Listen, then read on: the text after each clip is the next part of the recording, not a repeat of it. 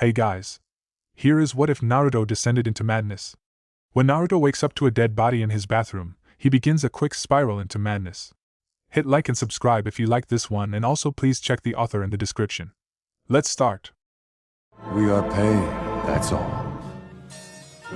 We are God.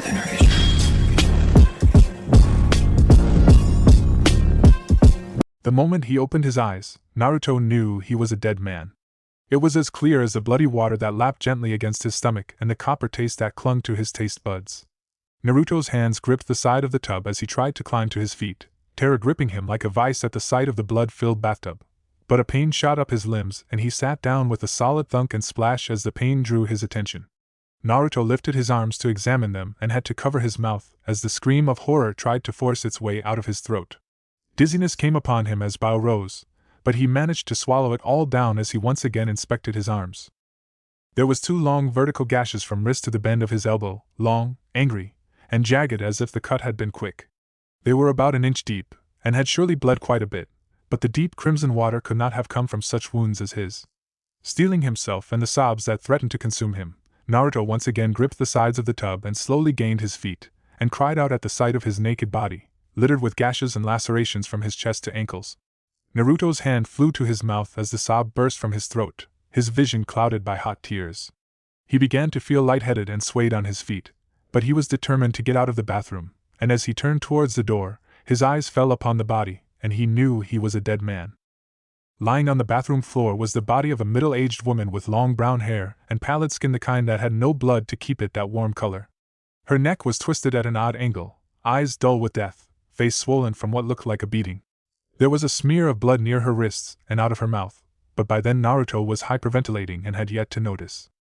He had killed a villager of Konoha, a citizen, and not just any citizen, a woman, someone's wife, somebody's mommy. Naruto dropped back in the tub, breath fast and jagged, eyes fixated on the corpse. He had never killed anyone before, not even an enemy, and definitely not a civilian. He had never tried to kill anyone, only incapacitate and immobilize. But here she was, not even a shinobi, lying broken on his bathroom floor. He didn't remember doing such a thing, didn't even know how he had gotten in his bathroom, or why he was naked, in his tub. Naruto's eyes focused on the woman for a moment, ready to deny any sexual assault, but her brown pants and pink blouse were still on, and yet there was still a lack of relief. He had killed a villager. Maybe if he was some other genin he might have gotten his Hitaite taken and received some prison time, but he was the vessel of the Kyuubi, he was considered a demon, and this was somebody's mommy. He was aware of a keening noise and realized it was coming from his own mouth, and he buried his head in his bloody hands, ignoring the pain that racked his body. They were going to kill him. He'd never get away with something like this. His breath came in short gasps and black dots began to cloud the corner of his eyes. "Calm yourself," a rather loud yet mellow voice said in his right ear. Naruto screamed and tried to jump to his feet, but slipped in the tub and fell on his bottom, bloody water splashing all over the floor and darkening the dead woman's hair. "Who's there?"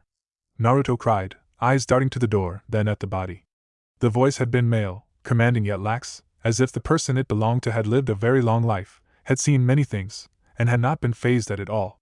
He was sure it was not Kyuubi, for there was no violence or hate in the voice. "Calm yourself," the voice said again, but this time it did not sound like it was at his side but more like beyond the door. "You don't want to be hysterical. Not at a time like this." "Who are you?" Naruto repeated, only this time he tried to keep the tremor from his voice. "Where are you?" "One thing at a time," the voice replied, and this time it sounded eerily faint, as if the person had somehow faded. "You've made quite a mess here, Naruto." "I didn't do this!" Naruto cried and slowly returned to his feet, eyes trained on the door. "I don't even know her!" His eyes fell on the body, then averted themselves. "You're a mess," the faint voice said. "But we can salvage this. It will be a while before she is missed." Naruto began to tremble, once again feeling faint. "I can't dash." "You must." The voice seemed to have more strength. "You know what they'll do to you once they have seen what you have done. There'll be no mercy for Uzumaki. Then you'll see who your real friends are, the ones that aren't lurking in the shadows waiting for you to screw up." The voice began to fade again. Naruto's eyes fell on the body. How long had she been laying there? How long had he been in the tub? Why was he in the tub in the first place? He glanced at his arms, the gashes crimson and burning. What had happened to his body? Who had done this to him? Tears returned to his eyes and trailed down his whiskered cheeks, blue eyes trained on the door as he stood in the bloodied water. What was he supposed to do? Who was he going to tell? Iruka? He imagined the look of horror on the gentle face, and shied away from the image. Jiraiya? Kakashi? Tsunade? No. He could already feel the disappointment radiating off them. Sasuke? No. Sasuke was still mad at him for some unfathomable reason. He had awakened from the coma angry, and after all that trouble he and Jiraiya had gone through to find Tsunade. No, Sasuke would probably sneer at him, and Sakura was out of the question. Naruto moaned and kneeled in the tub, eyes covered with bloody hands. Calm yourself, the voice said directly in his ear, and Naruto shrieked and splashed more bloodied water on the tiles. Tell no one, for you are alone in this. Do as I say, and you will live through this. Naruto's eyes darted about the bathroom. But where are you? I don't dash. Unplug the bathtub. What? There was a silence, as if the disembodied voice was exasperated by his stupidity, or at least he would be. Unplug the bathtub. The voice was now nothing more than an echo. Naruto swallowed and reached towards the plug, the taste of iron coating his tongue. He wanted to be sick. His fingers found the chain to the plug, and with a sharp pull, the stopper popped free and the sound of gurgling water filled the oppressive silence. Naruto watched the level drop around him as the water sank into the drain. At any moment he felt like he was about to go insane. Dothus. It was like a mantra in his head. The last gurgle of water sank into the drain, but the tub still had blood stains. Naruto returned to his feet and eyed the door. Where was the man who owned that calm voice? Was he using a jutsu? Was this whole moment a genjutsu? Was it the evil machination of the Akatsuki? Was Uchiha Itachi and his shark-faced partner just beyond the door? Take a shower, Naruto. Wash the blood from your body. Take care of your wounds. Naruto balked. But what about her? He did not know the woman's name, had never seen her before. Don't worry about her. She will not be going anywhere. We will take care of her. But first we must take care of you. Take a shower. His hand was moving toward the handles before he even realized it, and he turned on the hot water. His wounds ached, he felt sick with fear and horror, and yet he listened to the voice because it kept him from the brink, kept him from cowering in the tub until someone found him. When his body was clean, Naruto dropped the lid on his toilet and stepped onto it, hissing in pain but refusing to step on the bloodied floor. From there he opened the cabinet behind the mirror and pulled out his first aid kit. Why weren't the cuts healing like every other wound he had received? Why now? His face paled and he froze amidst wrapping his left leg. Had the Kyuubi done this? Somehow possessed him and lured the woman here to die. He was twice dead then. Naruto wiped fresh tears and focused on wrapping his wounds. When it was all done, he sat on the toilet, knees drawn to chest, and waited, eyes focused on the battered waxen face. Come out of the bathroom, get dressed. We have much to do today. Naruto opened his mouth, perhaps to ask what they were going to do, but shut it with an audible click and crawled onto the countertop, reaching for the doorknob.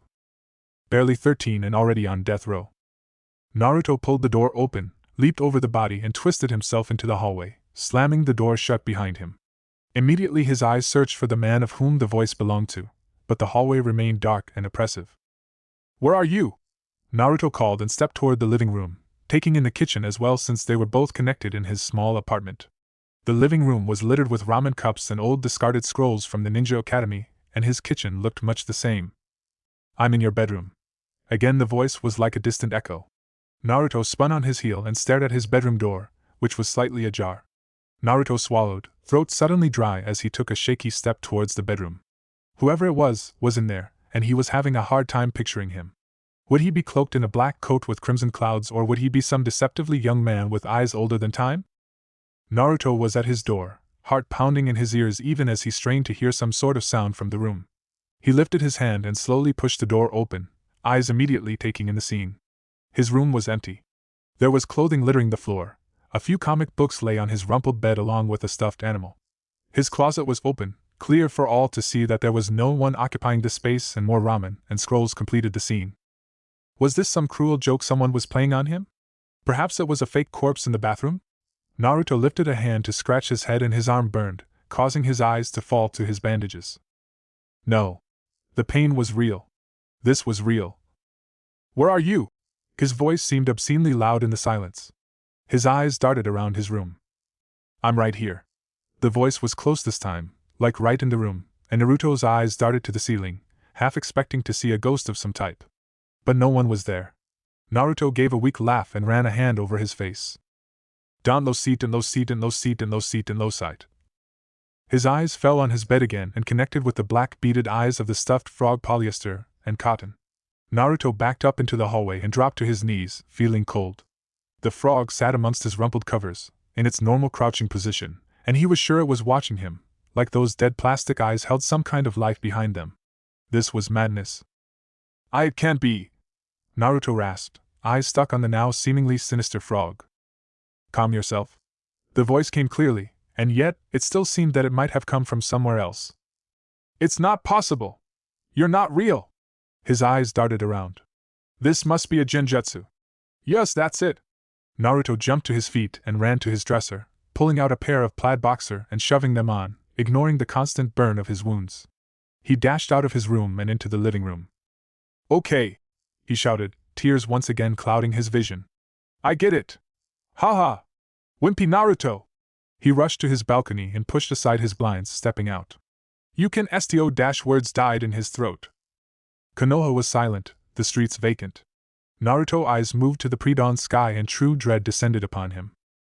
Hush, don't wake them, don't draw attention to your enemies, the voice said, an opaque echo. Enemies? Naruto whispered weakly, sinking back into the living room. Everyone is your enemy now, Naruto.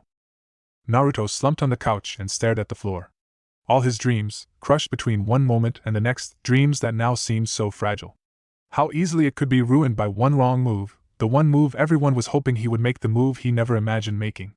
He was never going to get away with this. Get up, we have work to do. Naruto lifted his head and stared past the hallway and into his bedroom where the frog sat on his bed, beady black eyes trained on him. This is not a genjutsu? He asked hopefully, wishing it were so. The frog continued to stare at him. Naruto's shoulders dropped. Have I lost my mind? Am I crazy? Is that why I killed her? Who is she? The questions poured out of him. Get up, the voice commanded in reply, and Naruto found himself on his feet. Put your clothes on and retrieve the katana from your closet. Naruto stood in place, mind racing at the orders. Maybe he should call Iruka-sensei. But he was already walking down the hall, already putting on the black shirt and orange pants, already digging in the back of the closet to retrieve the discarded katana he had picked up back in Wave Country where it had been abandoned by Gata's men. Already he was following orders.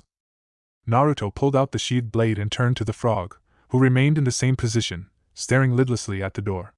He didn't know why he expected the stuffed animal to move. A sigh wafted through the air. I suppose it will have to do, though it would have been better if you had an axe. Naruto blanched in horror. What the hell would you want me to do with an axe? Okay, this was insane. He talking to a stuffed frog. Eat breakfast. You'll be going out. Naruto was moving toward the kitchen before he was even aware of it. Why? Where am I going? He asked as he pulled out a cup of instant ramen from a cabinet, his stomach twisting at the sight of food.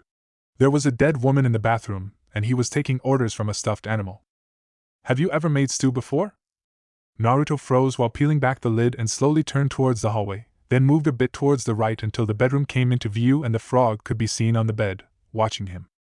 Why do you ask? Naruto questioned, dread returning. You'll be making a lot of stew today, Naruto. A lot. Going into the now-awake village was like being a maggot crawling along an ant trail. At any moment, someone could cry out his evil deed and the villagers could quickly become a mob. Naruto hunched his shoulders at the occasional cold glare and zipped up his orange jacket. Calm yourself. Draw too much attention and you'll be remembered. You don't want to be remembered when the woman is missed. The voice came from behind him, making Naruto jump and twitch, but he kept walking, face grim and eyes darting here and there. How are you here? He asked in a mumbled. Shouldn't you be in my room? The voice made no reply and Naruto returned to looking for a grocery store or some kind of vegetable stand. Entering one, he quickly rushed to the fresh produce section, immediately grabbing carrots, tomatoes, peas, and other items he imagined went into a stew. As he piled them in a basket and hovered over the cabbages, he once again began to go through the series of unfortunate events that had taken place. 1. Out of the blue, he had awakened in his bathtub, naked with a dead woman drained of blood, most likely in his bathtub, on his floor. 2. He had mysterious gashes on his body, all of which he didn't recall receiving and curiously won't heal. 3. Somehow, a disembodied voice that apparently comes from the stuffed frog he had bought in a village outside of Konoha when he and Jiraiya had been searching for Tsunade, was now giving him orders. "Hey Uzumaki!" A lazy voice drawled, and Naruto looked up to see Shikamaru standing near him in a slightly slumped manner, dark brown eyes focused on him yet half-lidded. But there was no mistake, those eyes took in everything. "You having someone over for dinner or something?" His eyes fell on the overflowing basket full of vegetables. Naruto stared almost uncomprehendingly at the recently promoted Chunin before giving him a weak smile in reply. Shikamaru's eyes ran over his face. "You okay, Naruto? You look pretty pale." "Be quick," the voice said directly in his ear, and he jumped and twitched before bestowing a shaky smile that seemed more like a grimace upon the Chunin. "No. Actually, I ate a bad cup of ramen and figured I need to lay off the salt for a while and eat some greens." He managed to give a weak laugh. "I've had a stomach virus all night." Shikamaru nodded and gave a small chuckle. "Yes, I wondered when you would lose interest in that cup of salt." Naruto gave another nod and smile before quickly heading towards the cashier, hunching his shoulders when he felt Shikamaru's eyes follow him. Standing in front of the door, Naruto stared at the numbers vacantly, hands full of bags. He didn't want to go back in there, didn't want to go back to that dead woman, back to the end of his life. "Go in, Naruto. We have work to do." Naruto sniffed and twitched a shoulder before jamming the key into the lock and slipping into his apartment. Everything was exactly as he had left it, the stale smell of ramen covering up the scent of blood. Naruto dropped the bags on the kitchen table and wiped sweaty hands on his pants, eyes drawn to his bathroom. "What's the matter, Naruto? You've seen a dead body before. Why are you so shaken?" The voice was in his ear again. Naruto scratched the ear in agitation and inhaled deeply. "Yeah, but I've never killed anyone before." "So you admit to it?" Naruto blinked rapidly. "I didn't dash." Naruto's mouth shut with an audible click and his hand ran over his face and mouth. Silence reigned in the apartment. Even the plants seemed to feel the tension. "It doesn't matter," the voice said from a distance. "Get the katana, cut up the woman, and put her in the stew." Naruto would have been appalled if he had not already been at his wits' end. Already there was a buzzing in his ears and his body began to feel numb. His tongue felt swollen in his mouth, and he had to swallow several times before he could speak. "Why do something like that? Why can't we put her in the river or bury her?" He couldn't believe he had just asked such a heartless question like that. "Don't be an idiot." The voice rang throughout the apartment. "Everyone does stupid things like that. That's where the authorities will look. In rivers, in the earth, in some pathetic alley somewhere. But they'll never think to look in a stew. And if they can't find the body, they'll never find you, if you do as I say. Serial killers are always caught because they have no imagination." Naruto did not like being compared to a serial killer. "Do you want me to eat the stew?" "What a strange question," the voice whispered distantly. "Do you want to eat the stew, Naruto?" Naruto's shoulders slumped and he headed for his bedroom, eyeing the frog where it still sat on his bed, and grabbed the katana before heading for the bathroom. "I'm never going to get away with this," he muttered as he opened the bathroom door. It banged against her foot, and he slipped inside. There was blood on the toilet seat, the floor, and the woman's skin was now a grayish color. Naruto stood in the corner and stared at the body. "Time is not going to stand still for you, Naruto. Be quick, cut everything, bones included. There will be no evidence of this incident when we are done." Naruto moved from his corner and stood beside the woman. He gripped the katana and raised it over his head and exhaled flatly. The katana whistled as it descended. Sakura rubbed her hands together and glanced at Sasuke and Kakashi-sensei, both of whom seemed troubled. Sasuke's face was set in that familiar blank brooding expression, while Kakashi-sensei eyed his dirty book. The three of them sat and watched for the last member of their team, and for once, Sakura was worried that Naruto would not show up. She had seen the hurt on his face when Sasuke had charged up his Chidori, and she didn't blame him. Sasuke had been acting strange ever since he'd gotten that strange tattoo from Orochimaru on his neck, been more distant, more angry. Naruto had gone to help him, but Sasuke seemed angry with him. She didn't understand it. But what she did understand was the possible avoidance that must be taking place. Naruto was always first at team meetings, so it was weird that he hadn't shown up yet unless he was showing his displeasure towards Sasuke. If only she had the balls to tell her crush off, she would, but there she stood, glancing in the direction she hoped Naruto would come, and alternating between eyeing Sasuke and Kakashi-sensei. Then she saw Naruto, and before she could feel relief, she took in how his feet dragged, the pallor of his skin, and the dark circles around his eyes. Even his hair lacked its usual spiky luster and seemed to hang in his face, which was odd until she noticed he wasn't wearing his hatite. Which was unusual, even for him. Naruto trudged up to his teammates and stopped, hands shoved in his pockets, eyes focused on the cobbled ground. "Where's your Hittite, Naruto?" she asked cheerfully, putting on her friendliest smile. Kakashi snapped his book shut and watched Naruto curiously as well. She could even see Sasuke watching him. Naruto gave a twitch at the sound of her voice and looked up with tired eyes. A hand flew to his forehead and he greeted them with an empty smile. I had a rough night. Must have forgotten to put it on, no sleep and all." He hadn't even glanced Sasuke's way. "So what are we doing today?" It was 3 days later after a D-ranked mission that he saw her, the woman he had killed. She looked healthy, happy, and so full of life that they almost seemed like two different people. But it was her. Name, Taguchi Makoto. Age, 31.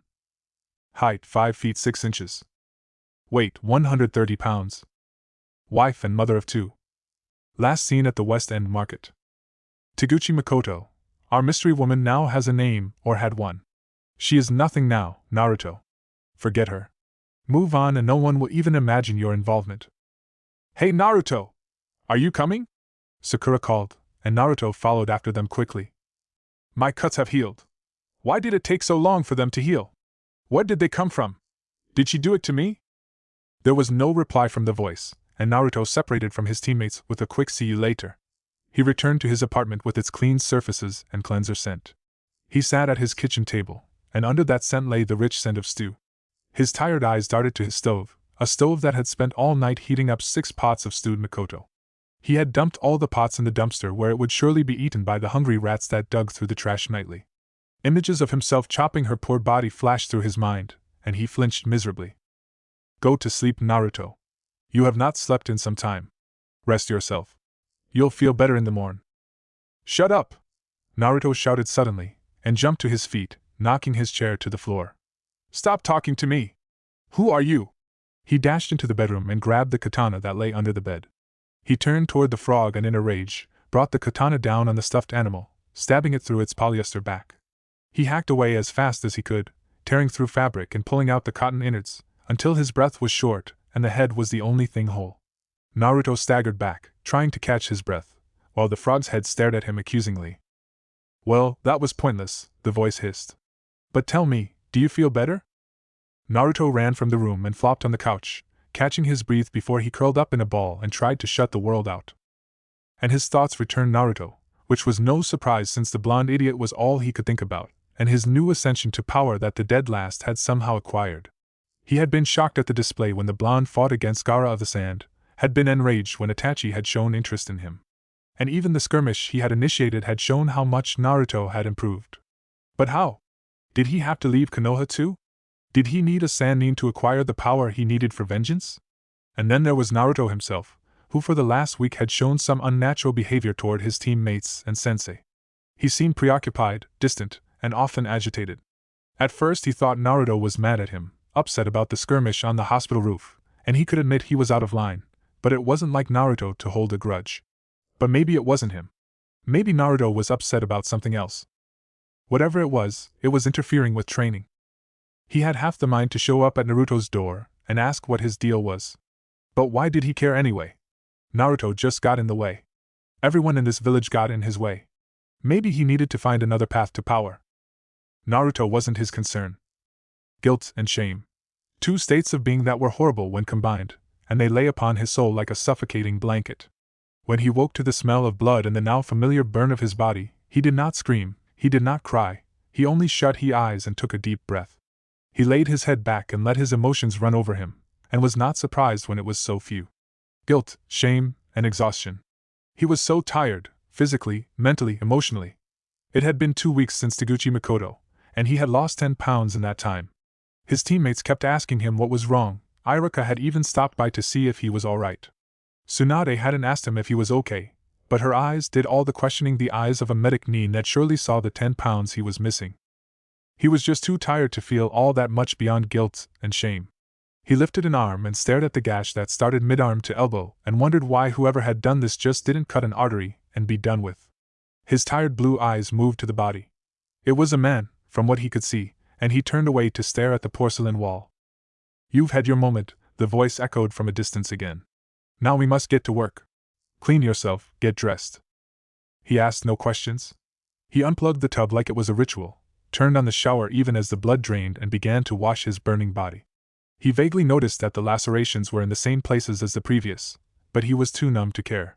When he was as clean as was physically possible, he bandaged his wounds, and that's when he really looked at the man and noticed the 2 gaping holes where his eyes should have been. Naruto quickly got off the toilet and without care turned the man's body over, seeing that his neck had been squeezed and his head bashed in at the back. But he was more concerned about the missing eyes. "Where are they?" he whispered, looking in the bathtub, which was empty, then the rest of the bathroom, which was only smeared with blood. He dragged the man about the bathroom, searching frantically for the eyes. When the bathroom proved void of eyes, he ran into the living room and began his frantic search. "Where are they?" He began to feel again, and this time it was terror. He searched his room, where the frog remained on the bed along with its stuffing, then his kitchen and laundry closet. But there were no eyes.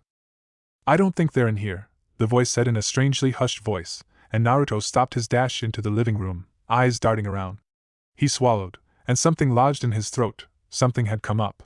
Naruto choked and spat whatever was in his throat into his hand. His pupils contracted. It was half of an eyeball, a black bloodied iris staring up at him. "Naruto!" A voice called as his vision darkened, and Naruto's eyes rolled right up into his head and fell back into the carpet in a dead faint. "Naruto!" Gray light was intruding upon the blessed darkness. Someone groaned. "Naruto!" The voice was directly in his ear, and Naruto was jolted from unconsciousness. He was lying on his back, and for a second he was confused. Then it all came back to him, and it took all he had to make it to the kitchen sink and throw up all the contents of his stomach. Then he sagged against the kitchen sink cabinet and stared dully at nothing. "Naruto! Get up!" Naruto shook his head and shut his eyes, his body beginning to tremble. "Naruto, you must get up. What if someone comes in and sees this? What will they say?" Naruto opened his eyes and whispered, "Monster! Do you want to hear your teammates say that to you, Naruto? It would kill you." "I'm already dead," was the blonde's reply. "Do you want to die with that word on your friend's lips?" No. No, he didn't. As a matter of fact, that would be the worst thing in the world. Naruto pulled himself to his feet, feeling his legs tremble with the strain, and waited for the ominous commands that he knew the voice would be issuing out. "Good. This is good, Naruto," the voice whispered. "Open the kitchen sink and get that powdered cleanser you have under there." Naruto bent down and opened the kitchen sink and pulled out all of them. "Good. Here's what you are going to do. Strip the body of meat and organs. Put them in the garbage disposal. When that is done, you will grind up the bones to a fine powder. Use a mortar and pestle for that. Yes, you have one in that far cabinet. When you have ground up everything, pour all the cleanser into it and throw it out. Anyone who looks will think you have thrown out outdated detergent." "But that could take days," Naruto whispered weakly. "Use your shadow clones, Naruto." The voice sounded angry. Naruto turned toward the bathroom and covered his mouth. What else had he eaten? The councilman was glaring at her, and she managed to swallow the impatience that wanted to come out.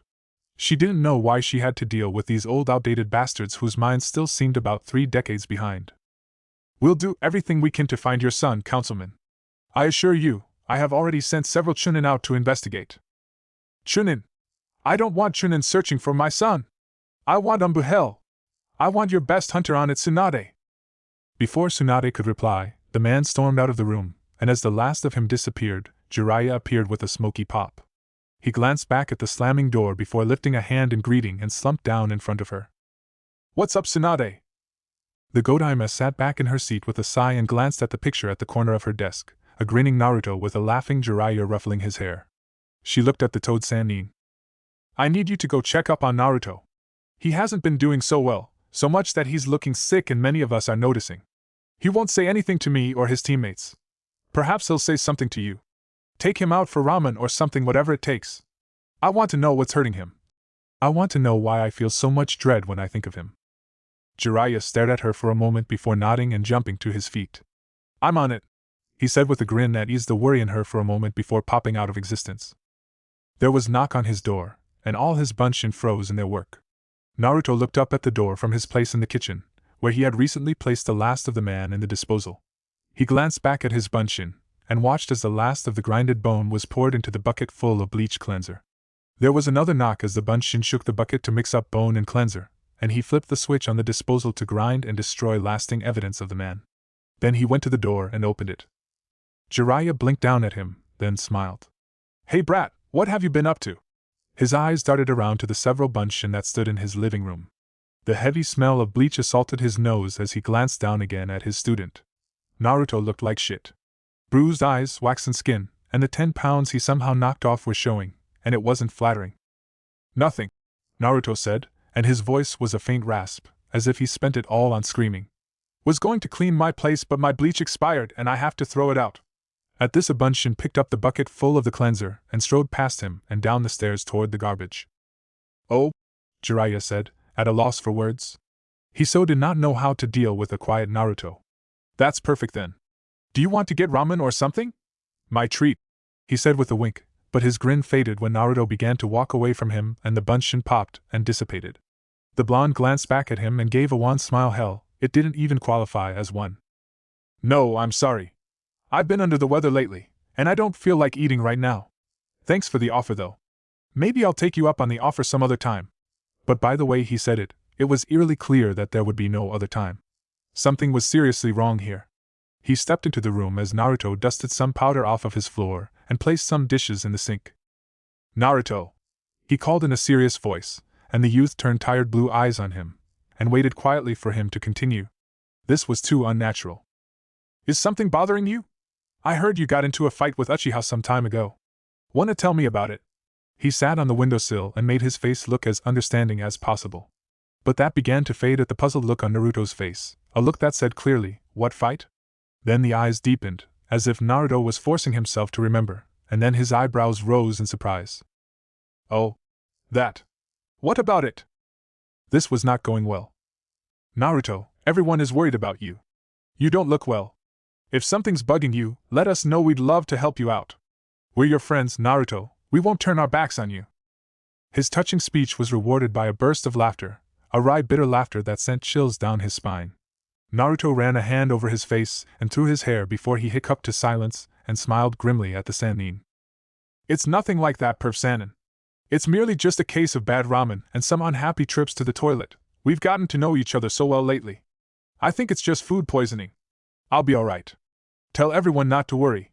He then turned and picked up the empty cylinders of bleach cleanser and tossed them in a bag. It was like from one moment to the next, he had forgotten that Jiraiya was still there. As Jiraiya left, he wondered who would give him reassurance that Naruto was okay. Because it was obvious that he wasn't.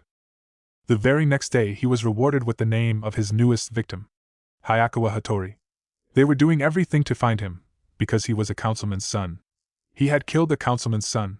He was definitely dead. As a matter of fact, he was already dead. He was just too stupid to lay down. How many more people would he kill? You don't think you're being set up, Naruto? The opaque voice asked. Would they scream monster at him when they found out the truth when they killed him? Naruto's eyes darted around. He had been on his way to meet Sakura and Sasuke. Kakashi had been sent on a mission, but now he knew he couldn't. What if he suddenly woke and they were dead? What if he killed them? Killed his precious people? Naruto turned back and returned to his apartment. He shut the door behind him and headed for the bathroom. What are you doing, Naruto? The voice asked calmly. I'm ending this, he stated firmly, and shut his bathroom door.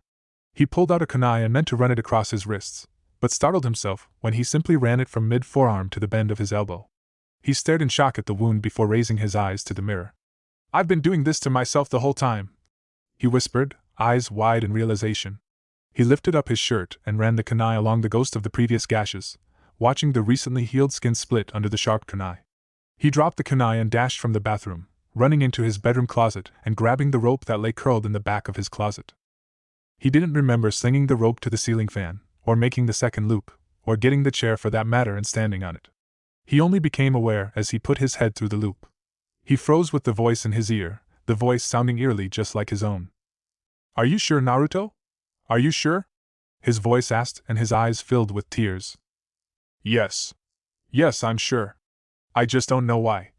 The tears escaped his eyes and fell down his face. But I'm sure, 'cause I don't want to be a monster. I don't want them to know that I'm a monster. Okay, Naruto. Okay.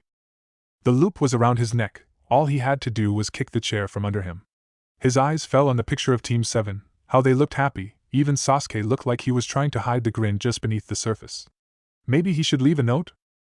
No, no goodbyes, his voice said to him, and he nodded. He summoned his courage and kicked the chair from under him. He was choking, so much pressure on his face, he felt like his eyes were going to pop out. His vision was red, he couldn't breath, he was scared, couldn't breathe, legs kicking, hands scratching his neck, can't breath, something stopping him from grabbing the rope, weak, can't breath, scared. Then, a woman. With brown hair. Makoto? Walking, smiling. Looks at him, face twists, words come out of her mouth. Words that hurt. Wants to shut her up. Ali hitting her, ripping out her foul tongue, eating it. A man walking, smiling. Looks at him, eyes like burning embers, so much hate, want to eat his eyes out, swallowing eyes. Eyes, with so much hate like burning embers, glowing red, sound of 1,000 birds in the air looking at him, hating him, he doesn't know why, cannot hate him back, can only hurt deep inside, red pinwheel eyes hating him, and he doesn't know why. Oblivion. Seriously? Of all people? Naruto? Kiba asked incredulously as he followed Shikamaru toward Uzumaki's apartment. Along with the two of them were Akimichi Tsuji and Hyuga Neji, who had questioned the reason as to why he should give a damn that Uchiha had defected and turned traitor. Shikamaru had reasoned that though he really didn't care either, the Hokage had given him the mission of retrieving him since the village was low on ninja at the moment. Tsunade-sama had charged the tactician with assembling a team, and he felt that the Hyuga technique was needed, as well as the Inuzuka ability for tracking. Naruto was needed for his sheer determination and unpredictability, and the hope that he would be able to persuade the stupid Uchiha into coming back. You know, I heard Uzumaki was sick or something, Kiba said as they walked up the stairs. And I haven't seen him in a while. Shikamaru shrugged and knocked on the door, waiting impatiently for the blonde to answer the door. A sound came from behind him, and he turned to see that Neji had the Byakugan activated. His eyes were wide around the veins, and his normally pale skin had turned so ghostly that they could see the veins under his skin. Shikamaru spun around and kicked open the door, dashing into the apartment, and was shoved aside as Neji flew past him and ran for the bedroom door. He threw it open with one hand while with the other he tossed the kunai. Shikamaru was behind him, so he couldn't see who the perpetrator was, but he heard the solid thunk of a body hit the floor as he moved into the room. Then the scene reared its ugly head, and he heard Kiba gasp behind him. There was a chair lying on the floor, a rope hanging from the ceiling, and Naruto lying on the floor. The blood that had been forced to his face was slowly draining away as Neji wiped his face and immediately began to perform CPR. The sounds of his counting as he pumped Naruto's chest, as his own eyes trailed over the gashes going up his arm, would haunt him to the day he died. Omano Manaman! Inuzuka was chanting behind him, and Shikamaru turned to see him hugging Akamaru tightly to his chest. His wild eyes connected with his own. This ain't right, man, this ain't right. Tsuji, go get the Hokage. Shikamaru ordered calmly, and his friend's pale round face turned to him. He dropped the bag of chips and ran out of the room. He's breathing. Neji's ragged voice came from behind him. Shikamaru took a deep breath and turned back to the scene, knelt down next to the Hyuga to see his friend. The blood vessels in Naruto's eyes had all popped, covering the whites of his eyes crimson. The rope had dug and wrung skin from his neck, and his face had scratch marks all along his jaw. Neji rubbed his eyes and stared down at the blonde, whose eyes, though open, remained vacant. I don't understand, the Hyuga whispered, and he grabbed Naruto's arm and stared at the long gash along the length. He let the hand drop and covered his eyes again. There was a loud pop, and two people appeared, the Hokage and her assistant Shizune. Naruto! She cried and dropped to her knees beside the limp body. God damn it! Shikamaru pulled Neji back and they stood by and watched both medic needs begin to work on him. Nara, you still have a mission to do. Her voice came hollow, and she never looked at them. Get another and find Uchiha. Bring him back, dead or alive. And she looked at him, and he wasn't sure whether she cared which it was. And at the moment, he didn't either. He turned from the scene and motioned for Hyuga and Inuzuka to follow him. They'd get Lee. Then they'd get Uchiha Sasuke. Kakashi returned to Konoha from his reconnaissance mission with plans. First go to report his findings, visit Obito, then see to his team. Have a deep talk with Sasuke, find out what was bugging Naruto. He had to start taking better care of his team. As he moved to Hokage Tower, he noticed other ninja glancing at him and whispering to one another. This wasn't exactly that big of a deal. He was used to the whispers, being infamous and all, but there was something foreboding about these stairs. As he came to the Hokage's door, the Anbu placed there opened the door and waved him in, which was not good. Upon entering the room, he noticed two things. 3 people occupied the room, and 2 of the 3 were crying. Jiraiya was standing next to Tsunade-sama, a comforting hand on her shoulder, though it seemed that he too needed comforting, for his face was twisted in a painful grimace. The Hokage had a picture in her hand resting at arm's length, and tear streaks marked her face. She had been crying for some time, judging by the red puffy eyes. But it was the third person standing alone and sniveling in her hands that made the dread descend upon him. "No," he whispered, and Sakura's head jerked up at the sound of his voice. "Sensei!" She wailed and threw herself at the Jounin, arms wrapping around his ribs, and blubbered into his chest. "What happened?" the Jounin demanded, eye-wide. Jiraiya turned to him, and for a moment it seemed as if he didn't see him, but his eyes focused and he spoke. "Uchiha Sasuke defected. He's going to the Sound." Kakashi felt cold, and he put an arm around Sakura. "We already sent a team out after him." Kakashi nodded and waited for the next shoe to drop. Jiraiya rubbed his face and looked out the window. Tsunade never took her eyes off the portrait as she spoke in a wavering voice. "Naruto hung himself in his bedroom." The words were like lead to his heart. Kakashi staggered back and stared in horror at the Hokage. Sakura's sobbing was becoming louder.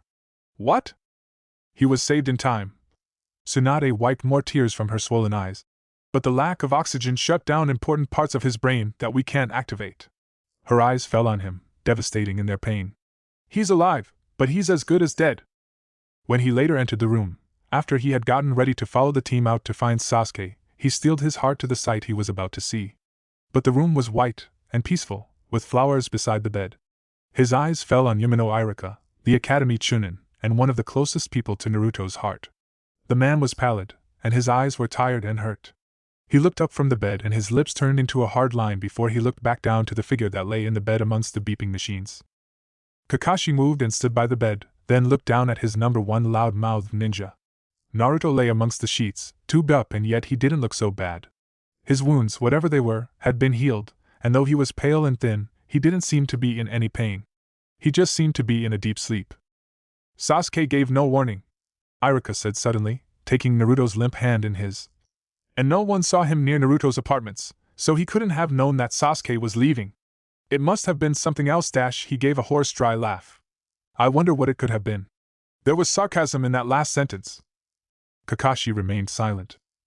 "She said that." And here he choked. "Even if Naruto wakes, there'll be no one there. That he's gone." The Chunin's eyes filled with tears and he looked away, gritting his teeth. Kakashi shut his eye tightly, took a deep breath and looked at the Chunin. "I have to go get Sasuke," he said quietly and turned towards the door.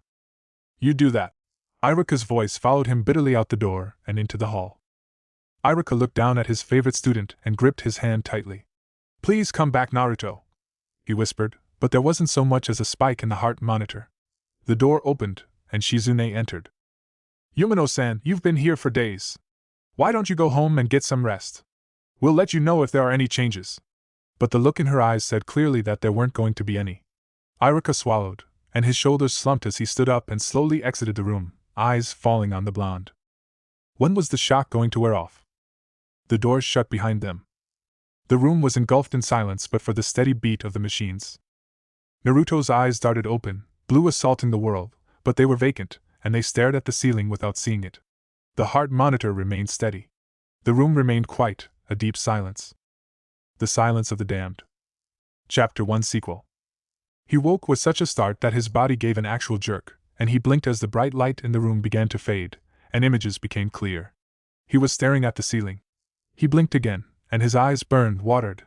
He lifted a hand to rub them, and noticed the tubes buried into the back of that hand. Startling. He lifted his other hand, but it was clean of tubes, and he rubbed his burning eyes with that one. Then he rubbed his face, and came across more tubes. Following them up to his nose, he swallowed a dry throat, felt them in the back. Unnatural. Frantically he pulled the tubes from nose and throat, coughing all the while until he was free of them. He shook his head and roughly rubbed his face before looking around. Next to his bed where he lay were a series of machines that beeped methodically and made waves. The room itself had 2 chairs, one on each side, a dresser with a vase full of flowers sitting comfortably on it. He sat up in the bed, his arms working hard to push his upper body into a sitting position. By the time he was sitting, he was winded and flushed, feeling weak and slightly nauseous. Once he settled, he was able to allow his mind to wonder the important things that had hovered in the back of his mind. Who was he again? He frowned as he waited for a name and memories to occupy his brain, but nothing came to him. His heart began to pound, a beeping machine began to increase its sound. He looked at it and noticed a small heart-shaped sign next to the increasing numbers. There was a creak, and his head turned to the door across the room. A brown-haired woman entered with a clipboard settled in the crook of her arm, and froze when her eyes fell upon him. He stared at her, taking in her stunned expression. "Uzumaki-san?" she breathed, her voice sounding unsure. Of course.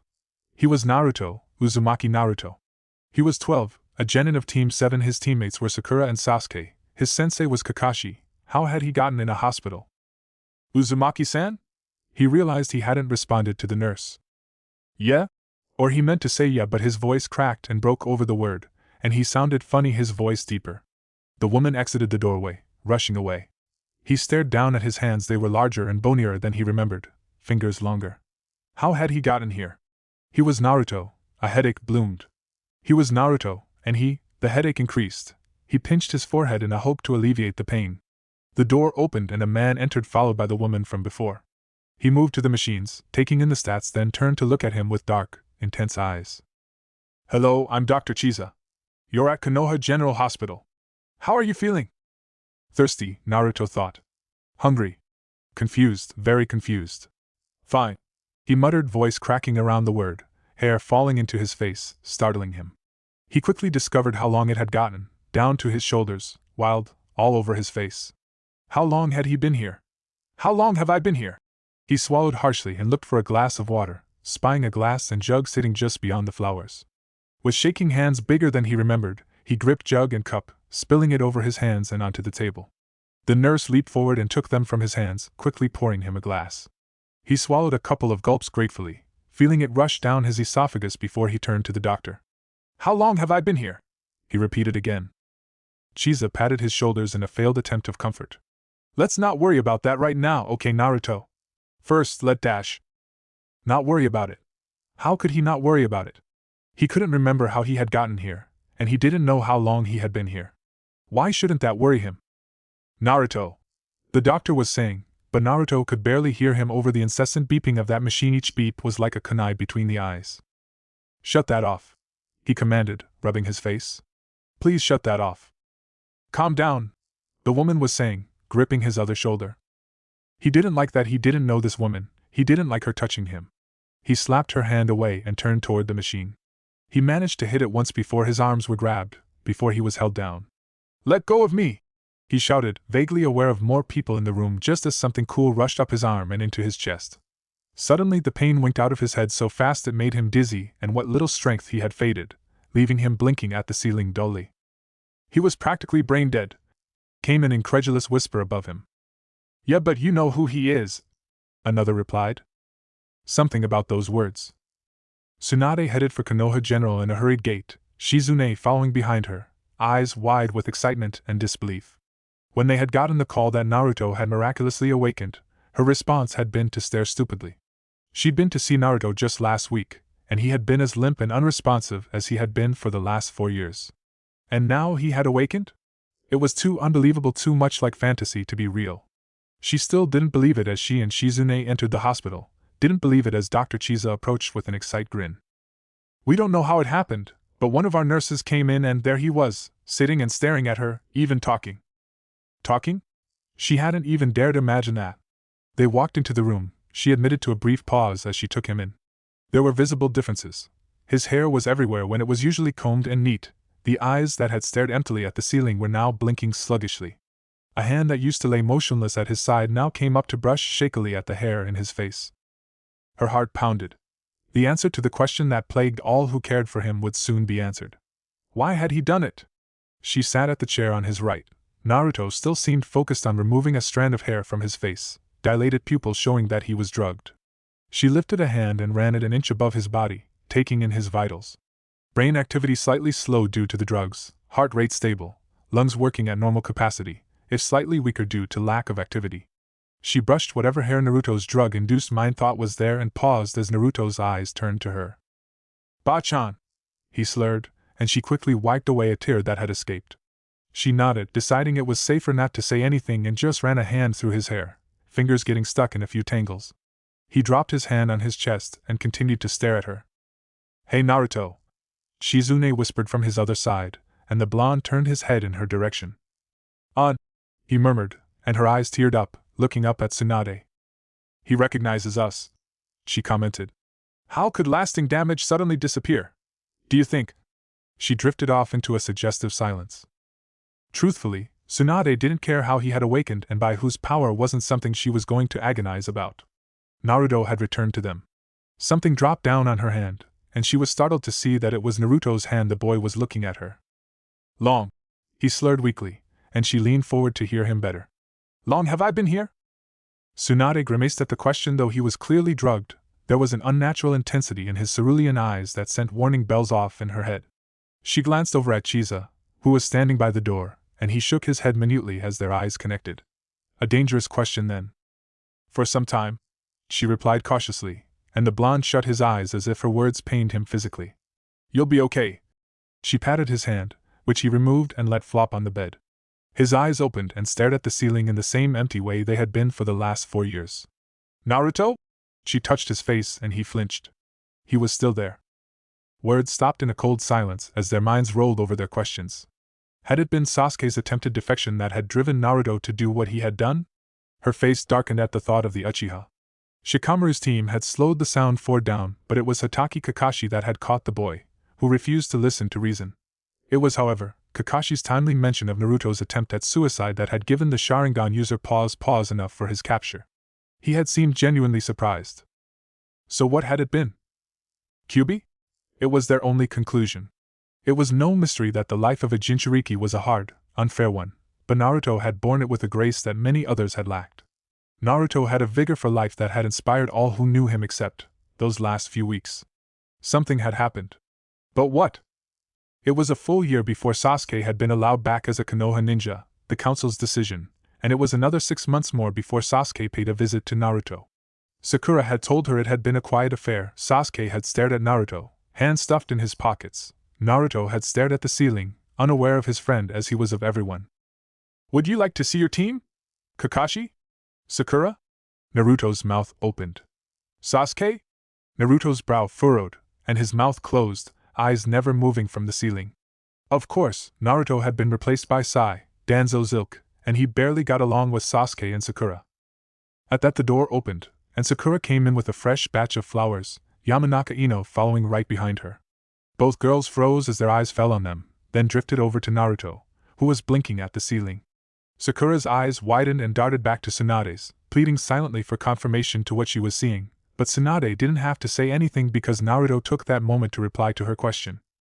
Okay, he murmured. Sakura gasped. Naruto! She breathed, and Shizune positioned the bed so that it was sitting up. Naruto turned drowsy eyes to his teammate as she rushed over and gave him a hug. You're awake! She exclaimed tearfully, releasing the boy and stepping back to get a good look at him. Naruto's mouth turned up in a weak smile, a mere shadow of his old one, but Tsunade felt a wave of relief rush through her. It was still there, even if it was just pieces of it. How are you feeling?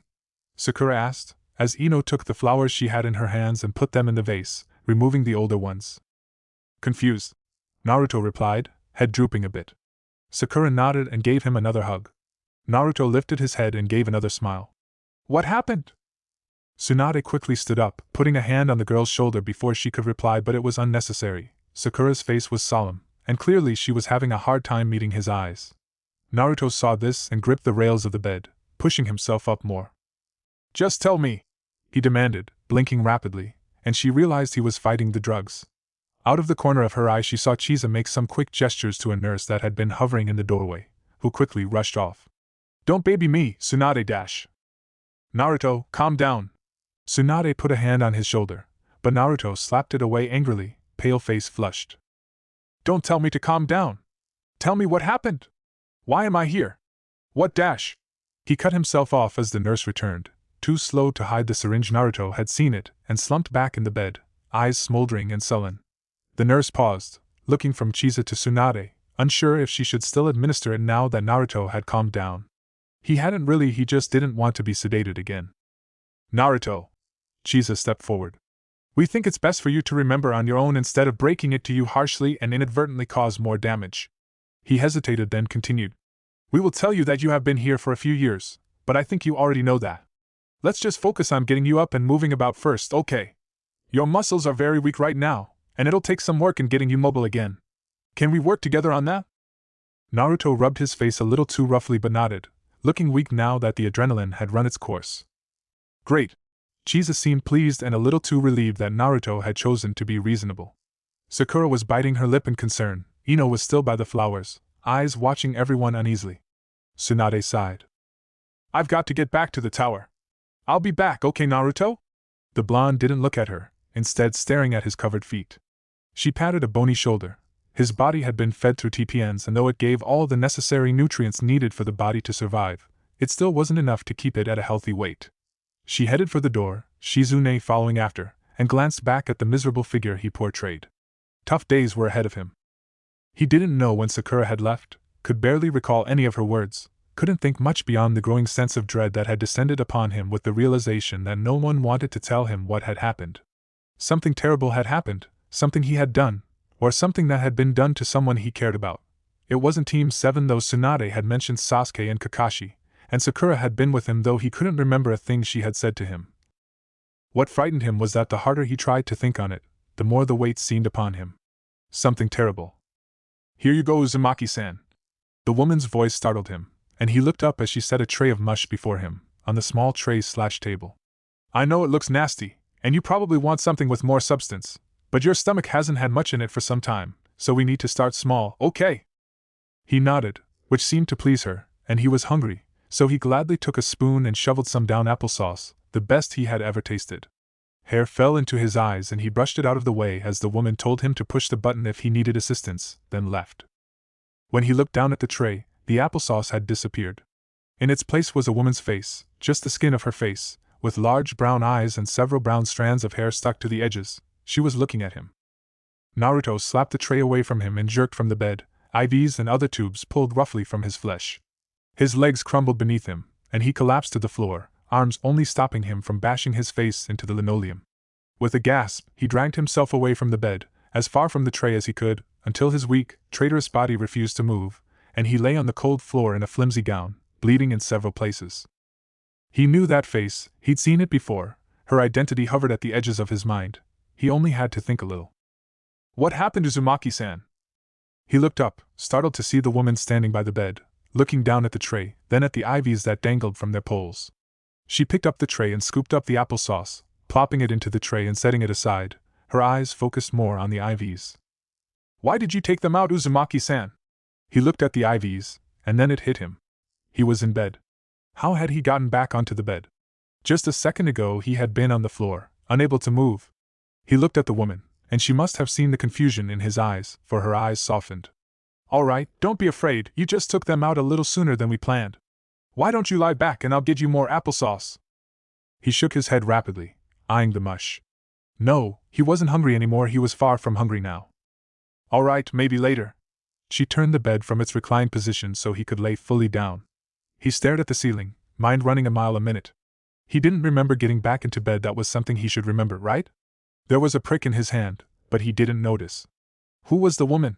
He knew her, he didn't know many women, but he knew this one, The nurse watched as the drug took effect, and the blue eyes fluttered and closed. She frowned. She had come back in 15 minutes later, and there he was sitting in the bed, staring at the far wall, smiling. It had been an odd smile, she couldn't exactly say if it had been friendly or malicious, only that it had made her uncomfortable. When she had asked him what had happened, the smile had immediately disappeared, replaced by confusion. She didn't like that he had done that. Not when he was who he was. Chapter 2. The drugs released him slowly, reluctantly, leaving him staring woozily at the ceiling, unsure of how long he had been staring, but his eyes felt very dry, so it must have been for some time. Something moved at the corner of his eye. He turned his head to see a new nurse fiddling with an 4. He lifted his hand to see that he had a new 4 in the back of it. Good morning, Uzumaki-san, she greeted, pushing the button that lifted him into a sitting position. How are you feeling? Okay, he muttered, rubbing his eyes, blinking after her. She checked his temperature, writing away at his chart, before peering at him. Would you like something to eat? We can only start you on things that your stomach can handle, like oatmeal, soup, applesauce? Naruto blanched at the word, cringing visibly. The nurse frowned in concern. Maybe oatmeal? He shook his head as the door opened, and Dr. Chisa walked in with a small smile on his face.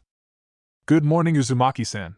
Today we're going to check your leg muscles and strength to see what we're working with. We want to get you up and walking again as soon as possible.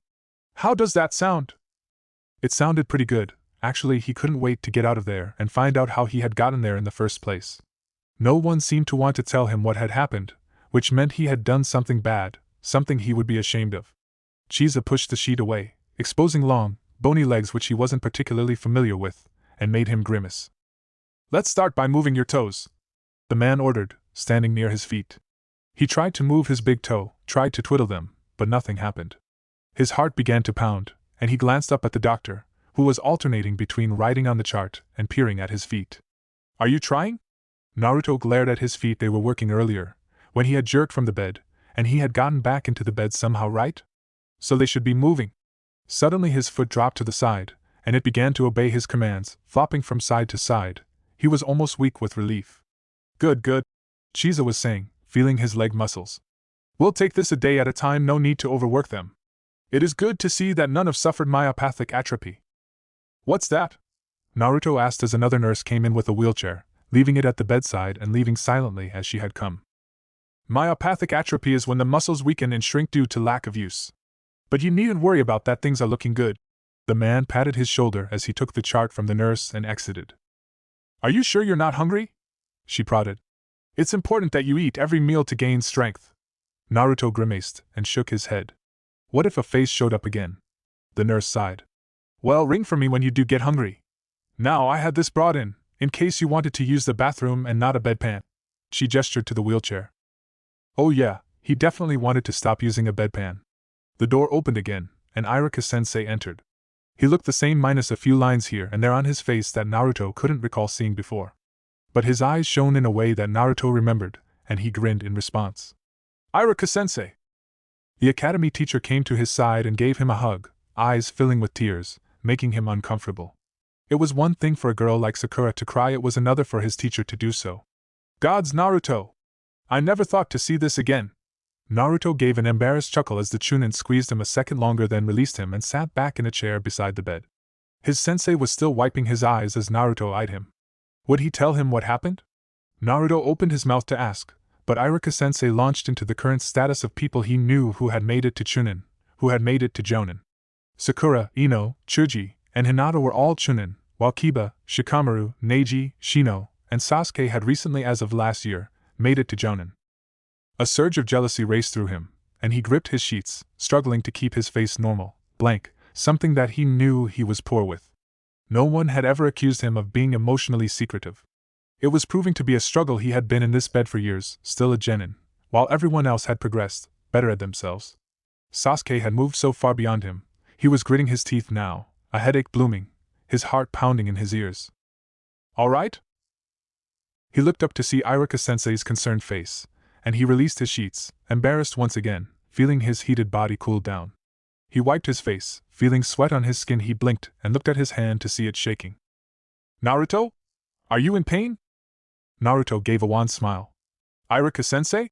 He looked at the man. Will you tell me what happened? The instructor stiffened, looking away from him. We were told it was best that you remember it on your own, not to push you.